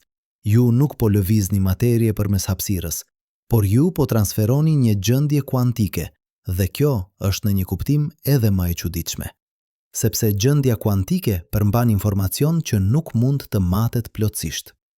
Nëse do të përpiqeshit ta matni gjendjen për ta kopjuar, do ta shkatëronit atë. Por teleportimi kuantik ju lejon të transferoni gjendjen pa e ditur ndonjëherë se çfarë është. Ky protokoll është realizuar në laborator me fotone, atome dhe madje me molekula të vogla. Dhe ai po përdoret për të ndërtuar rrjete komunikimi kuantik, rrjete ku informacioni transmetohet në forma që janë teorikisht të paprekshme. Nëse dikush përpiqet të përgjojë një komunikim kuantik, akti i matjes do të ndryshojë gjendjen e grimcave duke zbuluar praninë e përgjuesit. Por le të shkojmë edhe më thellë. Le të pyesim, çfarë ndodh kur përpiqemi të krijojmë një simulim kuantik të vetë universit? Kjo është një ide që ka qenë në ajër që nga vitet 1980, kur fizikani Richard Feynman Propozoi se kompjuterët kuantik do të ishin ideal për simulimin e sistemeve kuantike, sepse një sistem kuantik është eksponencialisht kompleks për të përshkruar klasikisht, por një kompjuter kuantik mund ta simulojë atë në mënyrë natyrore. Kjo ka çuar në një pyetje fascinuese. A mund të jetë vetë universi një lloj kompjuteri kuantik? A mund të jetë realiteti një llogaritje e madhe kuantike që po zhvillohet sipas ligjeve të mekanikës kuantike? Kjo ide quhet hipoteza e universit kompjuterik dhe ajo ka disa versione të ndryshme. Një version sugjeron se universi është një simulim që po ekzekutohet në një kompjuter të ndërtuar nga një qytetërim i avancuar. Kjo është hipoteza e simulimit e bërë e famshme nga filozofi Nick Bostrom në vitin 2003. Sipas kësaj hipoteze, nëse është e mundur të krijohen simulime të detajuara të universeve dhe nëse qytetërimet e avancuara kanë interes për të krijuar shumë simulime të tilla, atëherë është statistikisht e mundshme që ne të jetojmë në një simulim sesa në realitetin bazë. Por ka një version tjetër, më i thellë. Ndoshta universi nuk është një simulim i krijuar nga dikush tjetër. Ndoshta ai është një proces llogaritës themelor. Çdo ndërveprim midis grincave është një hap llogaritës. Çdo evolucion i një gjendjeje kuantike është një llogaritje. Dhe ligjet e fizikës janë algoritmi që universi po ekzekuton. Kjo ide ka implikime të pabesueshme. Nëse universi është një llogaritje, atëherë çdo gjë që ndodh është një pasojë domosdoshme e gjendjes figjestare dhe ligjeve të evolucionit. Nuk ka asgjë jashtë llogaritjes, gjithçka është pjesë e saj. Dhe kjo do të thotë se pyetje si pse ekziston universi mund të kenë një përgjigje llogaritëse. Universi ekziston sepse është një llogaritje e mundshme. Por kjo ngre një pyetje edhe më të thellë. Çfarë po llogarit universi? Cila është hyrja dhe cila është dalja? Apo është universi një llogaritje pa hyrje dhe pa dalje? Një proces që thjesht zhvillohet sipas rregullave të veta të brendshme? Disa fizikanë argumentojnë se universi po llogarit gjendjen e vet të ardhshme. Çdo moment i kohës është një dalje që bëhet hyrje për momentin tjetër. Kjo është një lloj llogaritje rekursive, ku universi po krijon veten e vet vazhdimisht. Dhe në këtë proces, ai po krijon kompleksitet, strukturë, model, gjithçka që ne shohim përreth nesh. Por le të kthehemi te pyetja themelore. Çfarë do të thotë kjo për natyrën e vetdijes? Nëse universi është një llogaritje, atëherë a është vetdia një lloj llogaritjeje? Apo është ajo diçka më shumë? Diçka që nuk mund të reduktohet në procese llogaritëse? Kjo është një nga pyetjet më kontroverse në filozofinë e mendjes. Disa filozofë, të quajtur funksionalist, argumentojnë se vetdia është thjesht një lloj llogaritjeje. Nëse mund të riprodhosh proceset llogaritëse të trurit, do të riprodhosh vetdijen. Kjo do të thotë se në parim, një kompjuter mjaft i sofistikuar mund të jetë i vetdijshëm. Por filozofë të tjerë argumentojnë se ka diçka për vetdijen që nuk mund të kapet nga llogaritja. Ata thonë, në eksperimentet mendore si dhoma kineze e John Searle, imagjinoni një person që nuk di kinezisht, por që ka një libër rregullash që i tregon se si të manipulojë simbole kineze. Personi mund të marrë simbole kineze si hyrje, të ndjekë rregullat dhe të prodhojë simbole kineze si dalje, që janë përgjigje të përsosura. Nga jashtë, duket sikur personi kupton kinezisht, por brenda, personi thjesht po ndjek rregulla, pa kuptuar asgjë. Kjo eksperiment mendor sugjeron se llogaritja e sintaksës, manipulimi i simboleve sipas rregullave, nuk është e mjaftueshme për semantikën, kuptimin e vërtet. Dhe nëse kjo është e vërtet, atëherë vetdia nuk mund të jetë thjesht një llogaritje. Ajo duhet të përfshijë diçka më shumë, ndoshta një lloj kuptimi që nuk mund të reduktohet në procese llogaritëse. Por këtu është ku mekanika kuantike bëhet interesante përsëri, sepse disa fizikan argumentojnë se llogaritja kuantike është thelbësisht e ndryshme nga llogaritja klasike. Një kompjuter klasik manipulon simbole sipas rregullave deterministike, por një kompjuter kuantik evoluon gjendje kuantike sipas ekuacionit të Schrödinger, një proces që përfshin superpozicion, ndërthurje dhe ndërhyrje. Dhe ndoshta këto procese kuantike janë ato që i japin trurit aftësinë për të krijuar kuptim dhe vetëdije. Kjo është një ide spekuluese, por ajo ka quar në kërkime fascinuese. Disa shkencëtar po studiojnë nëse proceset kuantike luajnë një rol në funksionin e trurit. Ata po kërkojnë shenja të koherencës kuantike në mikrotubulat, strukturat e vogla brenda neuroneve. Ata po hetojnë nëse tunelimi kuantik ndikon në mënyrën se si neurotransmetuesit kalojnë përmes sinapsave. Ata po eksplorojnë nëse ndërthurja kuantike mund të shpjegojë disa nga vetit e çuditshme të vetëdijes, si uniteti i përvojës, aftësia për të mbajtur mendime të shumta njëkohësisht, ndjenja e një unë të unifikuar. Por edhe nëse truri përdor procese kuantike, kjo nuk zgjidh problemin e vështirë të vetëdijes. Ajo nuk shpjegon pse proceset fizike, qofshin klasike apo kuantike, duhet të prodhojnë përvojë subjektive. Pse nuk mund të ketë një tru që bën të gjitha gjërat që bën truri yt, por pa pasur ndonjë përvojë të brendshme? Kjo quhet problemi i zombive filozofik dhe është një nga pyetjet më të vështira në filozofi. Disa filozofë argumentojnë se problemi është i pasgjithshëm, se ka një hendek shpjegues midis proceseve fizike dhe përvojës subjektive që nuk mund të mbyllet kurrë.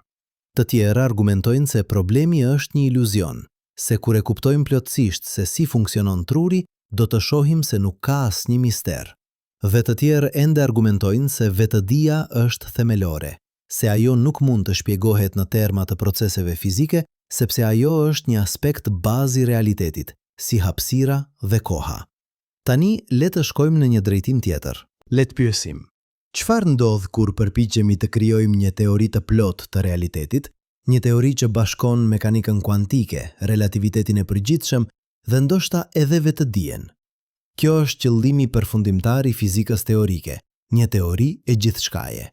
Por sa më afër që shkojmë, aq më shumë kuptojmë se sa e vështirë është kjo detyrë.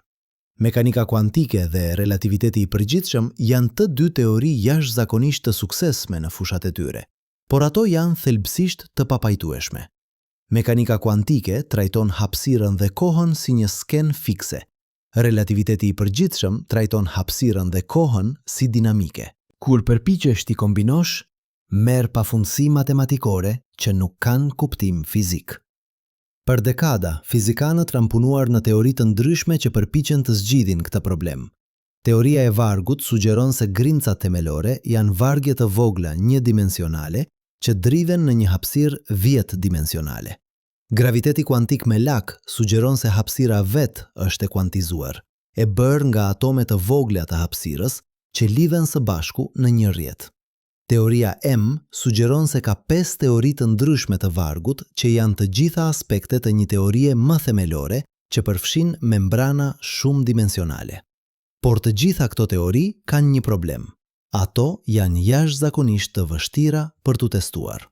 Efektet që ato parashikojnë ndodhin në shkallën e Planck, 1/20 në fuci negative 35 metra, një shkallë kaq e vogël sa është praktikisht e paarritshme me teknologjinë aktuale. Ne mund të ndërtojmë përshpejtues grimçash gjigant, por edhe përshpejtuesi më i madh i mundshëm do të ishte triliona herë më i vogël se ajo që nevojitet për të testuar drejt për drejt këto teori. Kjo ka çuar në një debat të ashpër në fizikën teorike. A mund të jetë një teori shkencore nëse nuk mund të testohet? Disa fizikanë argumentojnë se po. Nëse një teori është matematikisht e qëndrueshme, nëse ajo bashkon teori të tjera të suksesshme, nëse ajo bën parashikime që janë në parim të testueshme, atëherë ajo është shkencore edhe nëse ne nuk mund ta testojmë aktualisht. Të tjerë argumentojnë se jo, se një teori që nuk mund të testohet nuk është shkencë, është metafizik. Por ndoshta kjo është një pyetje e gabuar. Ndoshta qëllimi i fizikës teorike nuk është vetëm të bëjë parashikime të testueshme. Ndoshta ai është të na ndihmojë të kuptojmë strukturën e thellë të realitetit, të shohim lidhjet midis fenomeneve të ndryshme, të zbulojmë parimet themelore që qeverisin universin. Dhe nëse një teori na ndihmon të bëjmë këtë, atëherë ajo ka vlerë, edhe nëse nuk mund ta testojmë drejt për drejt. Kjo na çon te një ide e thellë. Ndoshta kufiri midis shkencës dhe filozofisë nuk është aq i qartë sa ne mendonim. Shkenca fillon me vëzhgime dhe eksperimente, por ajo çon në pyetje që janë thelbësisht filozofike. Çfarë është realiteti? Çfarë është koha? Çfarë është shkaku?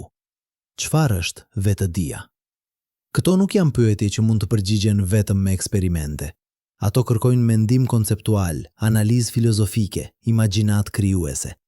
Dhe kjo është arsyeja pse eksperimenti i qarjes së dëfisht është kaq i rëndësishëm. Ai nuk është thjesht një eksperiment në fizik, ai është një dritare në natyrën e realitetit vet. Ai na tregon se universi është më i çuditshëm, më i pasur, më misterioz se çdo gjë që mund të kishim imagjinuar. Ai na sfidon të mendojmë përtej kategorive tona të zakonshme, të pyesim pyetje që duken të pamundura, të eksplorojmë territore që duken të paarritshme. Dhe ndërsa qëndrojmë në këtë pikë, në kufirin midis asaj që e dim dhe asaj që nuk e dim, ne kuptojmë se udhëtimi i zbulimit nuk ka fund. Çdo përgjigje ngre pyetje të reja. Çdo mister i zgjidhur zbulon mistera më të thellë. Dhe në këtë proces të pafund të eksplorimit, ne po mësojmë jo vetëm për universin, por edhe për veten tonë, për natyrën e mendjes sonë, për kufijtë e njohurisë sonë, për vendin tonë në kosmosin e madh.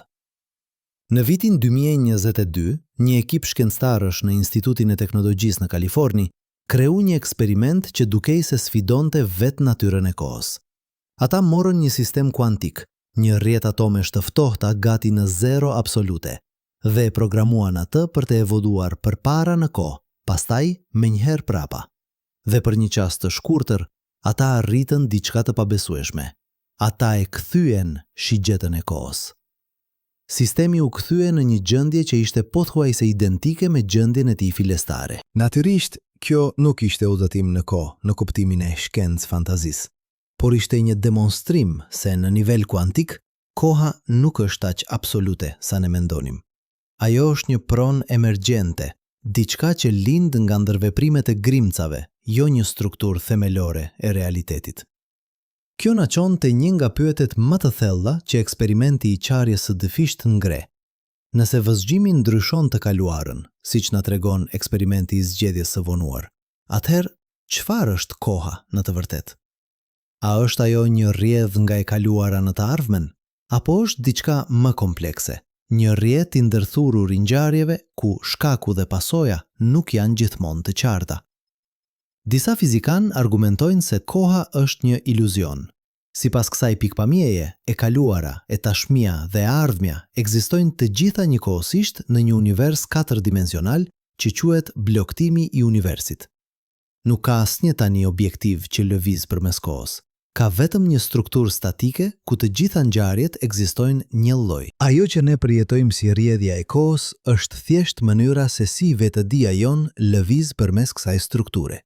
Por nëse kjo është e vërtet, atëhere pse ne përjetojmë kohën si të rrjedhshme?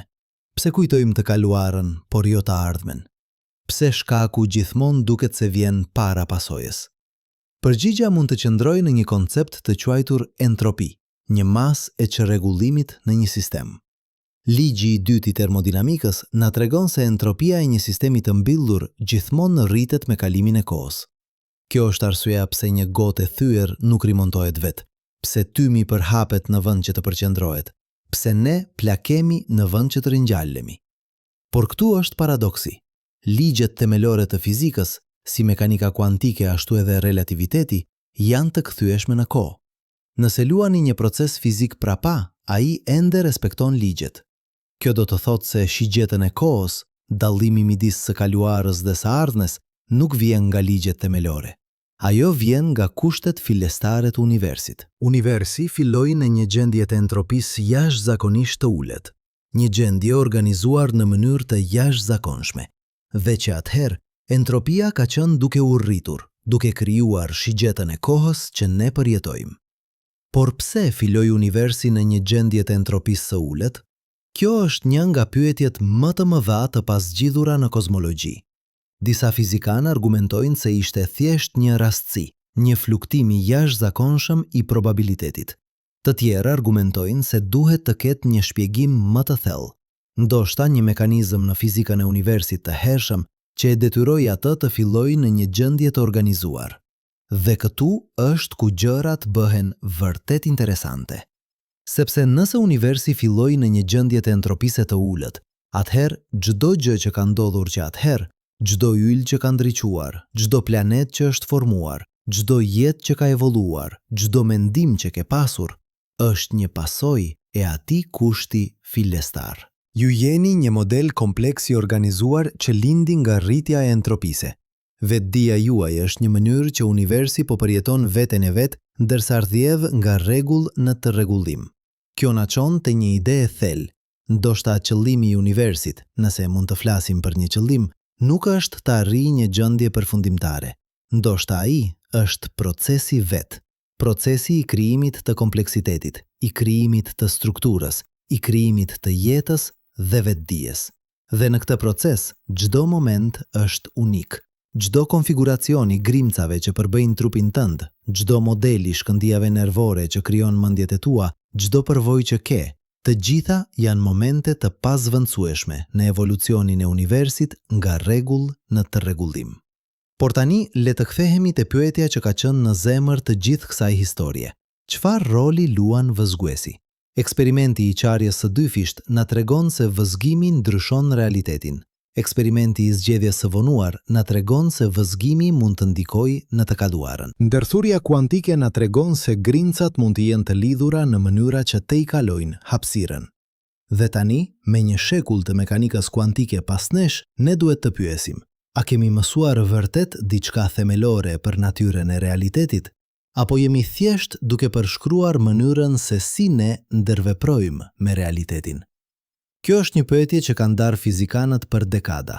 Disa, të quajtur realist, argumentojnë se mekanika kuantike po na tregon diçka të vërtet për botën e jashtme.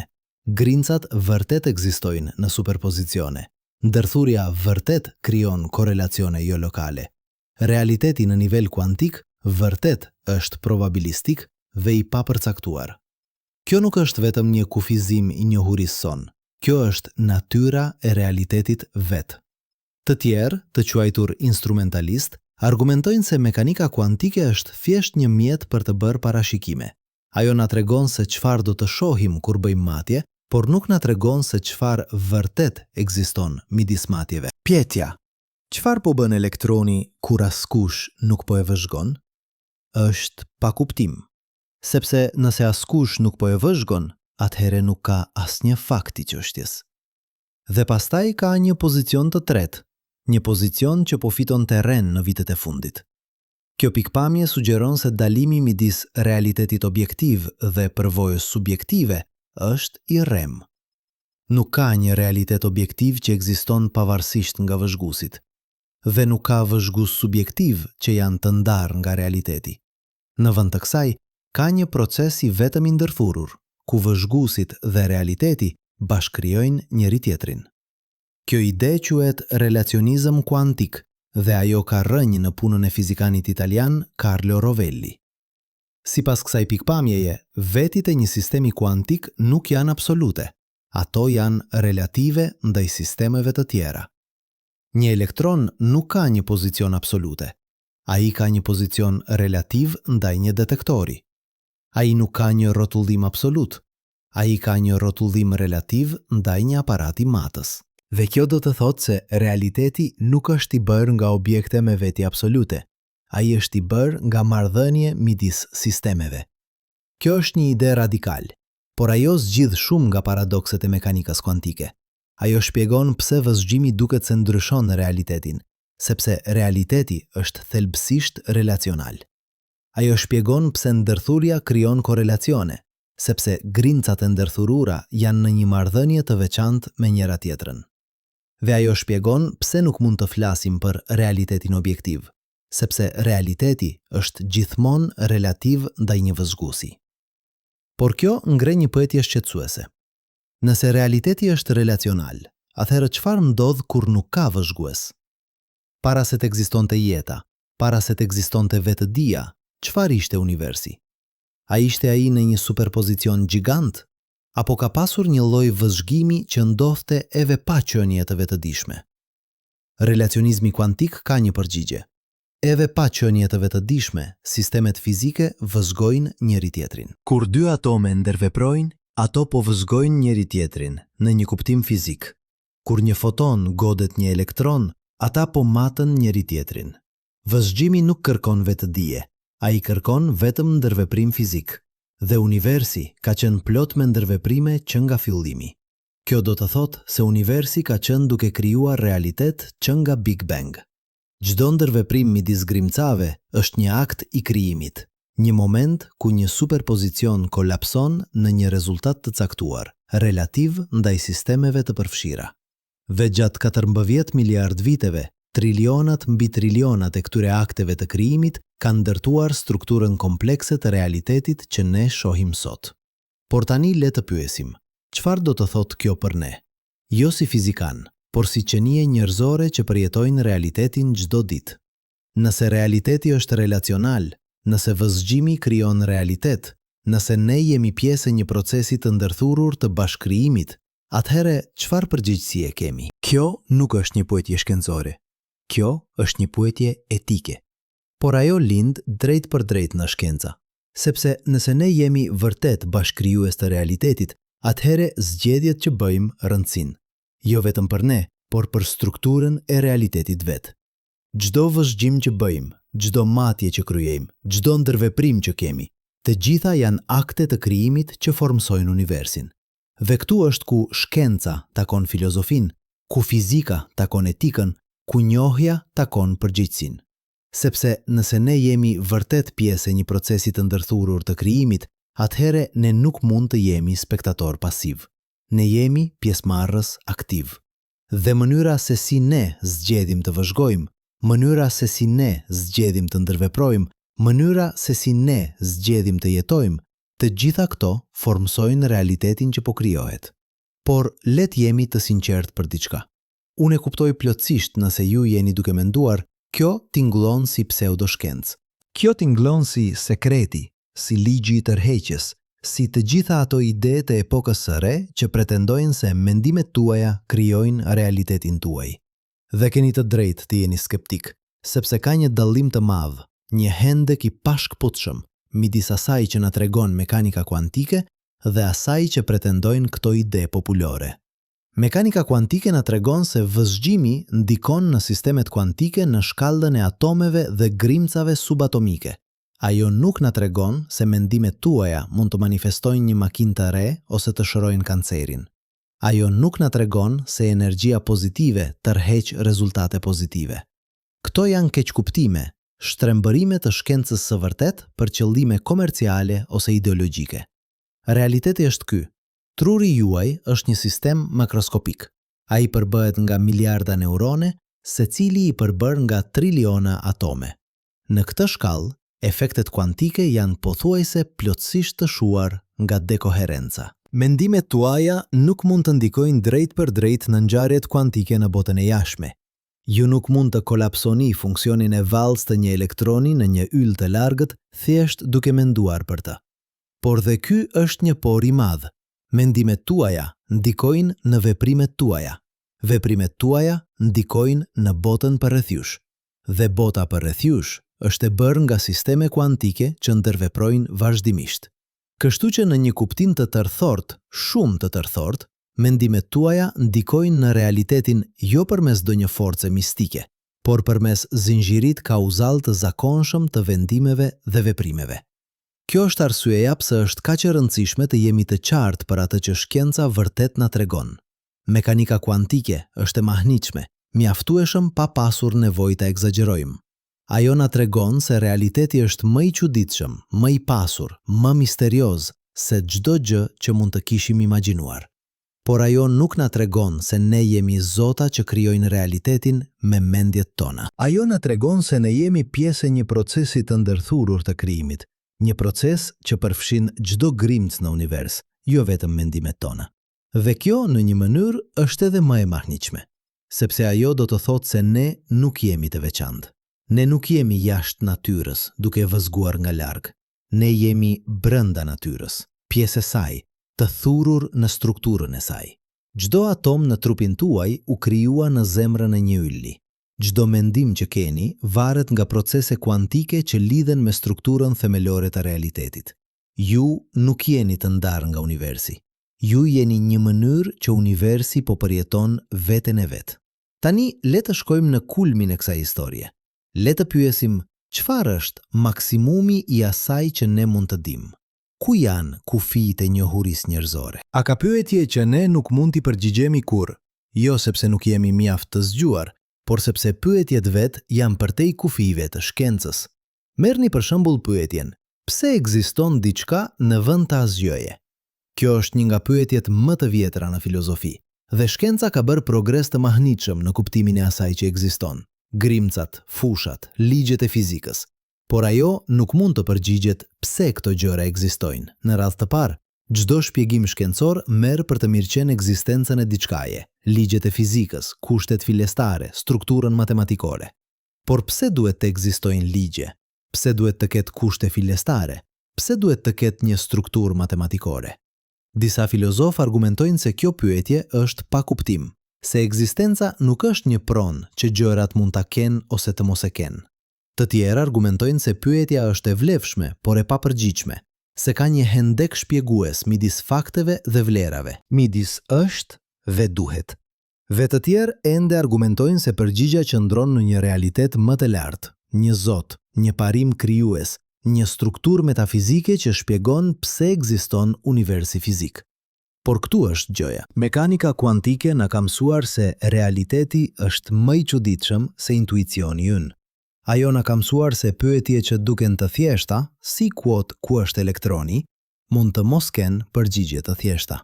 Dhe ndoshta e njëjta gjë është e vërtet për pyetjet e mëdha metafizike. Ndoshta pyetja pse ekziston diçka është e gabuar në të njëjtën mënyrë që pyetja ku është elektroni para se ta vëzhgosh është e gabuar. Ndoshta ekzistenca nuk është një mister që duhet zgjidhur. Ndoshta ajo është një fakt themelor që duhet pranuar. Ndoshta universi nuk ka një arsye për ekzistencën e tij. Ai thjesht ekziston dhe ne jemi mjaft me fat për të qenë pjesë e tij. Por edhe nëse pranojmë këtë, ka ende pyetje gjenca mund t'i adresoj. Pyetje si filloi universi? Çfarë ndodhi në momentin e parë? Çfarë ishte para Big Bang? Dhe këtu mekanika kuantike ofron disa përgjigje fascinuese.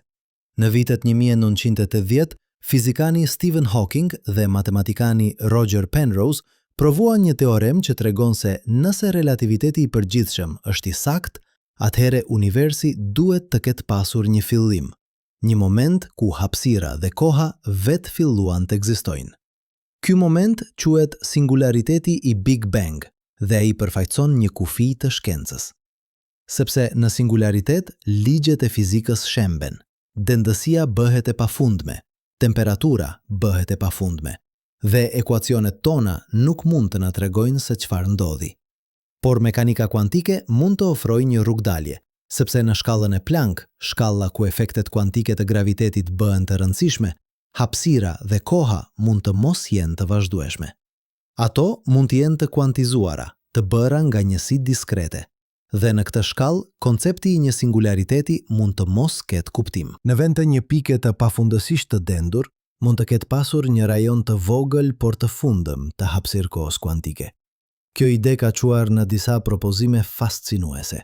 Fizikani James Hartle dhe Stephen Hawking propozuan kushtin e kufirit pa kufi, një ide që sugjeron se universi nuk kishte një fillim në kuptimin e zakonshëm. Në vend të kësaj, koha vet lindi gradualisht nga një gjendje ku dalimi midis kohës dhe hapësirës nuk ekzistonte. Imagjinoni sipërfaqen e tokës. Nëse filloni në polin jugor dhe udhëtoni në veri, në një moment arrini në ekuator, por nuk ka asnjë fillim i sipërfaqes së tokës. Ajo thjesht ekziston si një tërësi e mbyllur. Në mënyrë të ngjashme, universi mund të ekzistojë si një tërësi e mbyllur në hapësirë-kohë, pa pasur nevojë për një fillim absolut. Një ide tjetër vjen nga kozmologjia kuantike, studimi i universit si një sistem kuantik.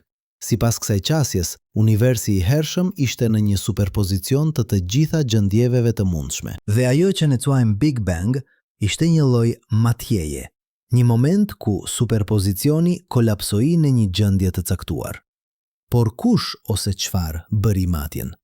Ndoshta ishte vetë universi, një proces i vetë organizimit ku universi vëzgoi veten e vet dhe kolapsoi në një realitet të caktuar. Këto janë ide spekuluese, por ato janë të bazuara në matematikë të rrept dhe në parimet e mekanikës kuantike. Dhe ato na tregojnë se edhe pyetjet më të mëdha, pyetje për origjinën e universit, për natyrën e kohës, për strukturën e realitetit, janë brenda fushës së shkencës. Ne mund të mos kemi përgjigje përfundimtare, por ne kemi mjete për të eksploruar këto pyetje në mënyra rigoroze dhe sistematike. Dhe kjo është bukuria e shkencës. Ajo nuk pretendon të ketë të gjitha përgjigjet. Ajo nuk pretendon të dijë të vërtetën absolute. Ajo është një proces i vazhdueshëm i eksplorimit, i testimit, i rishikimit. Çdo teori është e përkohshme, një harta e realitetit që funksionon derisa të gjejmë një hartë më të mirë. Çdo eksperiment është një pyetje që i bëjmë natyrës, dhe natyra përgjigjet në mënyra që shpesh na befasojnë. Eksperimenti i qarjes së dyfisht është një shembull i përsosur. Për një shekull, ai ka qenë duke na befasuar, duke na sfiduar, duke na detyruar të rimendojmë supozimet tona më themelore. Dhe edhe sot, me të gjithë progresin që kemi bërë, ai ende ngre pyetje që ne nuk i kemi zgjidhur plotësisht. Çfarë është një matje? Çfarë shkakton kolapsimin e funksionit të valës? A luan vetëdia një rol? A janë të gjitha degët e funksionit të valës njësoj reale? Këto pyetje mund të duken akademike, por ato kanë implikime praktike. Ndërsa ne ndërtojmë kompjuter kuantik më të fuqishëm, ndërsa ne krijojmë rrjete komunikimi kuantik, ndërsa ne eksplorojmë kufijtë e teknologjisë kuantike, ne duhet të kuptojmë se çfarë po bëjmë. Ne duhet të kuptojmë se si funksionon realiteti kuantik, jo vetëm në nivel matematikor, por në nivel konceptual. Dhe kjo është arsyeja pse interpretimi i mekanikës kuantike rëndësin. Nuk është vetëm një çështje filozofike, është një çështje praktike që ndikon në mënyrën se si ne dizajnojmë eksperimente, si ne ndërtojmë teknologji, si ne mësojmë gjeneratën e ardhshme të shkencëtarëve. Nëse ne i mësojmë studentët se mekanika kuantike është vetëm një grup rregullash për llogaritjen e probabiliteteve, ne po humbasim diçka thelbësore. Ne po humbasim çudinë, misterin, thellësinë e asaj që shkenca ka zbuluar.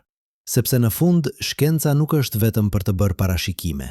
Ajo është për të kuptuar. Dhe kuptimi kërkon më shumë se matematik. Ai kërkon imagjinat, intuicion, aftësinë për të parë lidhjet midis ideve të ndryshme. Ai kërkon aftësinë për të qëndruar në kufirin midis asaj që e dim dhe asaj që nuk e dim, dhe për të qenë të rehatshëm me pasigurinë. Dhe kjo, në fund, është mësimi më i thellë i eksperimentit të qarjes së dyfisht. Realiteti është i pasigurt. Ai është probabilistik. Ai është i ndërthurur. Ai është relacional. Dhe ne, si qenie njerëzore që përjetojnë këtë realitet, duhet të mësojmë të jetojmë me këtë pasiguri. Jo si një dobësi, por si një forcë. Sepse pasiguria është ajo që bën të mundur zbulimin. Nëse ne do të dinim gjithçka, nuk do të kishte asgjë për të eksploruar, por sepse ka gjithmonë më shumë për të mësuar, gjithmonë më shumë për të zbuluar, gjithmonë më shumë për të kuptuar, udhëtimi nuk përfundon kurrë. Dhe ndërsa qëndrojmë këtu, në kulmin e një shekulli të mekanikës kuantike, ne mund të shohim prapa në rrugën që kemi ardhur. Na eksperimenti i parë i qarjes së dyfisht i Thomas Young në vitin 1801 te eksperimentet moderne me atome dhe molekula. Nga debatet e Niels Bohr dhe Albert Einstein, te interpretimi i shumë botëve dhe relacionizmi kuantik. Nga zbulimi i ndërturjes kuantike, te ndërtimi i kompjuterëve kuantik dhe rrjeteve të komunikimit. Ne kemi ardhur larg, por udhëtimi sapo ka filluar. Sepse çdo përgjigje që kemi gjetur ka hapur dyert për pyetje të reja. Çdo mister që kemi zgjidhur ka zbuluar mistera më të thellë. Dhe në këtë proces të pafund të eksplorimit, ne po mësojmë jo vetëm për universin, por edhe për veten tonë, për natyrën e mendjes son, për kufijtë e njohurisë son, për vendin ton në kosmosin e madh. Dhe ndoshta kjo është pikërisht pika. Ndoshta qëllimi i shkencës nuk është të arrijë një kuptim përfundimtar. Ndoshta ai është të vazhdoj udhëtimin, të vazhdoj të pyes, të vazhdoj të eksploroj, të vazhdoj të çuditet. Sepse në fund, Çudia është ajo që na bën njerëzor.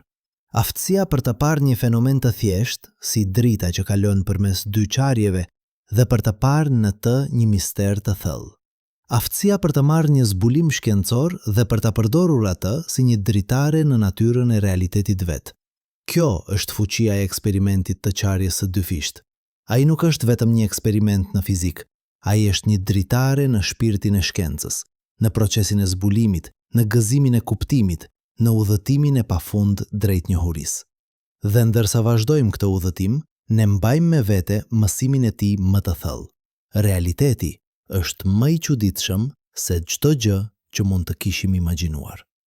Dhe kjo është arsyeja pse ja vlen ta eksplorosh. Por tani le të ndalemi për një moment. Le të pranojmë diçka që shpesh harrohet në entuziazmin e zbulimit shkencor. Ne nuk e dim. Ne vërtet nuk e dim.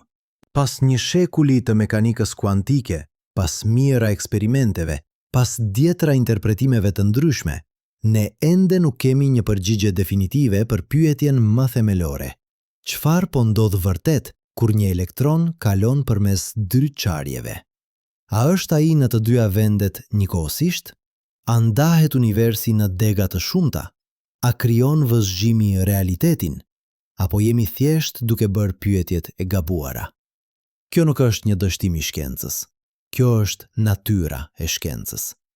Çdo teori që kemi ndërtuar, nga mekanika kuantike te relativiteti i përgjithshëm, është një hartë, jo territori vet. Dhe çdo hartë ka kufijtë e saj. Ka rajone që ajo nuk i mbullon. Ka pyetje që ajo nuk mund t'i përgjigjet. Merrni për shembull çështjen e materies së errët. Ne e dim se ajo ekziston. Ne mund ta shohim efektin e saj gravitacional në galaktika, në tufa galaktikash, në strukturën e madhe të universit. Ajo përbën 85% të gjithë materias në univers. Por ne nuk e dim se çfarë është. A është e bërë nga grimca që ne ende nuk i kemi zbuluar? A është një modifikim i gravitetit që ne nuk e kuptojmë? A është diçka plotësisht tjetër që ne as nuk mund ta imagjinojmë? Dhe pastaj ka energjinë e errët, një forcë misterioze që po shtyp universin të zgjerohet gjithnjë më shpejt. Ajo përbën 68% të gjithë energjisë në univers, por ne nuk kemi asnjë ide se çfarë është. A është një pronë e vet hapësirës? A është një fushë kuantike që mbush universin? A është një shenjë se ligjet tona të fizikës janë të pasakta në shkallë kozmike? Kjo do të thotë se 95% e universit është i bërë nga diçka që ne nuk e kuptojmë. Le ta përsërisim këtë. 95%. Ne kemi ndërtuar teleskop gjigant, përshpejtues grimkash, detektore të valve gravitacionale. Ne kemi dërguar sonda në skajet e sistemit diellor. Ne kemi zbuluar mijëra egzoplanete. Por ne ende nuk e dim se nga çfarë është i bërë shumica e universit. Dhe kjo është vetëm fillimi i asaj që ne nuk e dim. Ne nuk e dim se si lindi jeta. Ne kemi hipoteza, molekula organike në oceanet të nxehta, rrufeja që godet supën primare, meteorite që sjellin përbërës organik nga hapësira, por ne nuk kemi një teori të plotë të abiogenezës, procesit përmes të cilit materia e pajet bëhet e gjallë. Ne nuk e dim se si funksionon vetëdia, ne e dim se ajo varet nga truri. Ne mund të hartojmë rajonet e trurit që aktivizohen kur mendoni, ndjeni, kujtoni, por ne nuk e dim pse këto procese fizike duhet të prodhojnë përvojë subjektive. Pse ka diçka që ndihet si të jesh ju? Kjo quhet problemi i vështirë i vetëdijes. Dhe pas dekadash të kërkimit, ne jemi ende në fillim. Ne nuk e dim nëse jemi vetëm në univers. Ekuacioni i Drake, një formulë që vlerëson numrin e qytetërimeve të avancuara në galaksin ton, ka 7 variabla, dhe ne nuk e dim vlerën e saktë të asnjërit prej tyre. Mund të ketë miliona qytetërime atje jashtë, ose mund të jemi plotësisht vetëm, një fluktrim i jashtëzakonshëm i probabilitetit në një univers që përndryshe është steril. Ne nuk e dim se çfarë do të ndodhë me universin në të ardhmen e largët. A do të vazhdojë të zgjerohet përgjithmonë duke u ftohur gradualisht derisa të gjitha yjet të shuan dhe të gjithë vrimat e zeza të avullojnë, duke lënë pas një univers të errët dhe të ftohtë? A do të ndalojë zgjerimi dhe do të fillojë të tkurret duke përfunduar në një Big Crunch, një kolaps i kundërt i Big Bang? Apo ka diçka tjetër që ne nuk e kemi parashikuar? Dhe më e rëndësishmja, ne nuk e dim nëse pyetjet që po bëjmë janë pyetjet e duhura. Ndoshta konceptet tona, hapësira, koha, shkaku, materia, janë thjesht parafrime që funksionojnë në shkallën tonë, por që shemben në shkallë më themelore. Ndoshta realiteti në nivelin më të thellë është diçka kaq e ndryshme nga përvojat tona sa ne as nuk kemi fjalët për ta përshkruar atë. Kjo është përulja që shkenca kërkon. Jo përulja e ignorancës, por përulja e kurreshtjes. Pranimin se sa më shumë që mësojmë, aq më shumë kuptojmë se sa shumë nuk e dim. Çdo përgjigje hap dyert për 10 pyetje të reja. Çdo zbulim zbulon 10 mistera të reja. Por këtu është gjëja e mahniqme. Kjo pasiguri nuk është një dobësi. Ajo është forca jonë, sepse ajo na mban duke eksploruar, duke pyetur, duke kërkuar. Nëse do të dinim gjithçka, udhtimi do të kishte përfunduar. Por sepse ka gjithmonë më shumë për të zbuluar, udhtimi vazhdon për gjithmonë. Dhe tani, le të kthehemi te ajo që e dim. Le të kthehemi te eksperimenti i qarjes së dyfisht, eksperimenti që filloi gjithë këtë histori. Në vitin 1801, Thomas Young dërgoi dritë përmes 2 qarjeve dhe pa një model interferimi. Ai nuk e dinte se po hapte një dritare në natyrën e realitetit që do të na mundonte për 2 shekuj. Ai thjesht po bënte një eksperiment, po i bënte natyrës një pyetje të thjeshtë. A është drita val apo grindh? Dhe natyra ju përgjigj: po. Të dyja, asnjëra. Diçka më komplekse se çdo gjë që ne kishim imagjinuar. Kjo është bukuria e shkencës. Ajo nuk na jep përgjigjet që ne duam, ajo na jep përgjigjet që natyra ofron. Dhe shpesh, këto përgjigje janë më të çuditshme, më të pasura, më të mahniqme se çdo gjë që ne mund të kishim shpikur. Eksperimenti i qarjes së dyfisht na ka mësuar se realiteti nuk është i bërë nga objekte të ngurta që ekzistojnë në vende të caktuara. Ai është i bërë nga val probabiliteti, nga superpozicione, nga ndërthurje. Ai është relacional, jo absolut. Ai është i pasigurt, jo deterministik. Ai është i ndërthurur, jo i ndar. Por më e rëndësishmja, ai na mësuar se ne jemi pjesë e tij. Ne nuk jemi spektator të jashtëm që vëzgojnë një univers të huaj. Ne jemi pjesëmarrës të brendshëm në një proces të ndërthurur të krijimit. Çdo vëzgim që bëjmë, çdo ndërveprim që kemi, çdo moment që përjetojmë, të gjitha janë pjesë e strukturës së realitetit. Dhe kjo na çon te një ide që është njëkohësisht shkencore dhe filozofike, njëkohësisht e saktë dhe poetike. Ju jeni universi, duke përjetuar veten e vet. Çdo atom në trupin tuaj u krijua në zemrën e një yli që vdiq miliarda vjet më parë. Karboni në ADN-n tuaj, kalciumi në kockat tuaja, hekuri në gjakun tuaj, të gjitha u formuan në reaksione bërthamore në thellësi të yjeve masiv. Kur ato yje shpërthyen si supernova, ato shpërndan këto elemente në hapësirë. Dhe miliarda vjet më vonë, këto atome u mblodhen për të formuar planetin Tokë, për të formuar oqeanet, për të formuar jetën, për të formuar ju. Ju jeni pluhur yjor, por jo në një kuptim metaforik, në një kuptim literal, fizik. Çdo grimc që ju përbën ka një histori që shtrihet miliarda vjet prapa në kohë, dhe çdo grimc është ndërthurur me strukturën e universit në mënyra që ne sapo po fillojmë të kuptojmë. Por ka më shumë. Çdo mendim që keni varet nga procese kuantike në trurin tuaj. Kur një neuron dërgon një sinjal, elektronet tunelojnë përmes kanaleve në membranën e tij, një proces kuantik. Kur një molekul neurotransmetuesi kalon përmes një sinapse, ajo ndërvepron me receptor në mënyra që përfshin efekte kuantike. Truri juaj nuk është thjesht një makinë klasike. Ai është një sistem hibrid që përdor si procese klasike, ashtu edhe kuantike. Kjo do të thotë se çdo përvojë që keni, çdo ngjyrë që shihni, çdo tingull që dëgjoni, çdo mendim që mendoni, varet nga ligjet e mekanikës kuantike. Vetdia juaj është e lidhur me strukturën kuantike të realitetit. Ju nuk jeni thjesht duke vëzguar universin kuantik.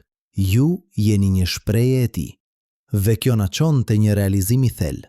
Dallimi midis jush dhe universit është artificial. Nuk ka një kufi të qartë ku përfundon truri juaj dhe fillon bota e jashtme. Çdo frymëmarrje që merrni shkëmben atome me ajrin përreth jush. Çdo foton që godet retinën tuaj krijon një ndërthurje midis jush dhe burimit të dritës. Çdo ndërveprim që keni me botën e jashtme ju ndryshon dhe ndryshon botën. Ju jeni një proces, jo një objekt. Një model i ndërveprimeve, jo një entitet i ndarë. Një valë në oqeanin e madh të realitetit, jo një ishull i izoluar. Dhe kjo në fund është mësimi më i thellë i eksperimentit të qarjes së dyfisht. Realiteti nuk është i bërë nga pjesë të ndara që ndodh të ndërveprojnë. Ai është një tërësi e ndërthurur, ku çdo pjesë përmban informacion për të tërën. Ju nuk jeni të ndarë nga universi. Ju jeni një mënyrë që universi po organizon veten e vet, po përjeton veten e vet, po një veten e vet. Por le të jemi të sinqert për diçka tjetër. Kjo nuk do të thotë se jeta juaj është e lehtë, kjo nuk do të thotë se vuajtja nuk është reale. Kjo nuk do të thotë se mund të injoroni problemet e botës reale, sepse gjithçka është e ndërthurur. Ju ende keni nevojë për ushqim, ju ende ndjeni dhimbje, ju ende humbisni njerëzit që doni, ju ende përbaleni me sfida, frikra, pasiguri. Por ndoshta, vetëm ndoshta, kuptimi se ju jeni pjesë e diçkaje më të madhe mund t'ju jap një perspektivë të ndryshme. Jo një zgjidhje për problemet tuaja, por një kontekst për to. Një kuptim se çdo moment i jetës suaj, edhe momentet e vështira, është pjesë e një procesi të jashtëzakonshëm të krijimit që ka vazhduar për 14 miliard vjet. Universi filloi si një pikë pafundësisht e ngjethë dhe e dendur. Ai u zgjerua, u fto, formoi grimcat e para, atomet e para, yjet e parë. Ato yje jetuan dhe vdiqën, duke krijuar elementet që bën të mundur jetën. Planetet u formuan, oqeanet u shfaqën, molekulat organike u mblodhen. Dhe në një moment të jashtëzakonshëm, një moment që ne ende nuk e kuptojmë plotësisht, materia e pajet u bë e gjallë. Jeta evoluoi, nga qeliza të thjeshta te organizma kompleks, nga baktere te bim, te kafsh, dhe në fund te qenie që mund të mendojnë, që mund të pyesin, që mund të çuditen. Qenie që mund të ndërtojnë teleskop për të parë skajet e universit. Qenie që mund të ndërtojnë përshpejtues grimkash për të eksploruar strukturën e materias. Qenie që mund të bëjnë eksperimente si qarja e dyfisht dhe të zbulojnë se realiteti është më i çuditshëm se çdo gjë që ata kishin imagjinuar. Ju jeni rezultati i këtij procesi. Çdo moment i jetës suaj është një vazhdim i një historie që filloi me Big Bang. Çdo mendim që keni është një mënyrë që universi po reflekton mbi veten e vet. Çdo pyetje që bëni është një mënyrë që universi po eksploron natyrën e vet. Dhe kjo është arsyeja pse pyetjet rëndësin. Jo sepse ato kanë përgjigjet e lehta, por sepse ato janë mënyra se si ne, si pjesë të universit, po vazhdojmë procesin e krijimit, të eksplorimit, të kuptimit. Kur Thomas Young bëri eksperimentin e tij në vitin 1801, ai nuk e dinte se po fillonte një revolucion. Ai thjesht po ishte kureshtar. Ai po bënte një pyetje.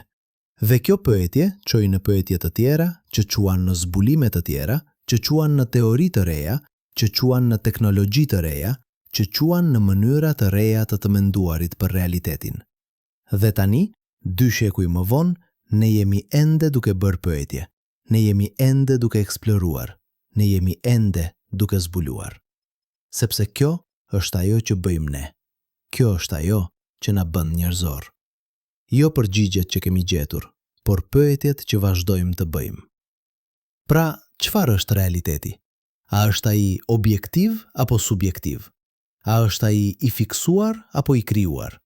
A është ai i ndar apo i ndërthurur? Ndoshta përgjigjja është po, të gjitha këto. Asnjëra prej tyre. Diçka më komplekse se çdo kategori që ne kemi krijuar. Ndoshta pyetja e vërtet nuk është çfarë është realiteti, por si ndërveprojmë ne me realitetin. Si e përjetojmë atë, si e kuptojmë atë, si e formsojmë atë përmes vëzhgimeve tona, ndërveprimeve tona zgjedhjeve tona. Sepse në fund, kjo është ajo që eksperimenti i qarjes së dyfisht na ka mësuar. Realiteti nuk është një gjë e fiksuar që ekziston pavarësisht nga ne. Ai është një proces dinamik që ne jemi pjesë e tij. Çdo vëzhgim që bëjmë, çdo matje që kryejmë, çdo ndërveprim që kemi, të gjitha janë pjesë e këtij procesi. Dhe ndoshta kjo është pikërisht pika. Ndoshta qëllimi i jetës nuk është të gjesh përgjigje përfundimtare. Ndoshta ai është të vazhdosh të pyesësh, të vazhdosh të eksplorosh, të vazhdosh të çudesh. Sepse në procesin e pyetjes ne po krijojmë kuptim. Në procesin e eksplorimit ne po zbulojmë bukuri. Në procesin e çuditjes ne po përjetojmë misterin e ekzistencës. Dhe kjo është dhurata që shkenca na jep. Jo siguria e përgjigjes përfundimtare, por gëzimi e zbulimit të vazhdueshëm. Jo mbëlja e misterit, por hapja e dritareve të reja në thelsinë e realitetit. Kështu që ndërsa mbyllim këtë histori, le të kujtojmë se nga filluam, me një elektron që kalon përmes dy qarjeve, me një model interferimi që nuk duhet të ekzistojë, me një mister që ka munduar fizikanët për një shekull. Dhe tani, pas gjithë kësaj udhëtimi, përmes superpozicionit dhe ndërthurjes, përmes interpretimeve të shumta dhe eksperimenteve të zgjedhjes së vonuar, përmes kompjuterëve kuantik dhe rrjeteve të komunikimit, përmes pyetjeve për natyrën e kohës dhe vetëdijes dhe realitetit vet, ne kthehemi te e njëjta pyetje. Por tani, ne e shohim atë me sy të ndryshëm. Ne e shohim atë jo si një enigmë për t'u zgjidhur, por si një dritare për t'u eksploruar. Jo si një problem që kërkon një përgjigje, por si një ftesë për të vazhduar udhëtimin. Sepse në fund, ndoshta pyetjet janë më të rëndësishme se përgjigjet. Ndoshta udhëtimi është më i rëndësishëm se destinacioni. Ndoshta misteri është më i bukur se zgjidhja. Dhe ndërsa qëndroni këtu, në këtë moment, duke lecuar këto fjalë, kujtoni, ju jeni pjesë e këtij misteri. Çdo atom në trupin tuaj, çdo mendim në mendjen tuaj, çdo përvojë që keni, të gjitha janë pjesë e një procesi të jashtëzakonshëm që ka vazhduar për miliarda vjet dhe që do të vazhdoj për miliarda vjet të tjera. Ju nuk jeni thjesht duke vëzhguar universin. Ju jeni universi duke vëzhguar veten e vet. Ju nuk jeni thjesht duke mësuar për realitetin. Ju jeni realiteti duke mësuar për veten e vet. Dhe ndoshta kjo është përgjigja më e thellë që eksperimenti i qarjes së dyfisht mund të na jap. Jo një përgjigje për natyrën e realitetit, por një kuptim i vendit ton në atë. Jo një zgjidhje për misterin, por një ftesë për ta përqafuar atë. Sepse në fund, ne nuk jemi të ndarë nga misteri. Ne jemi pjesë e tij.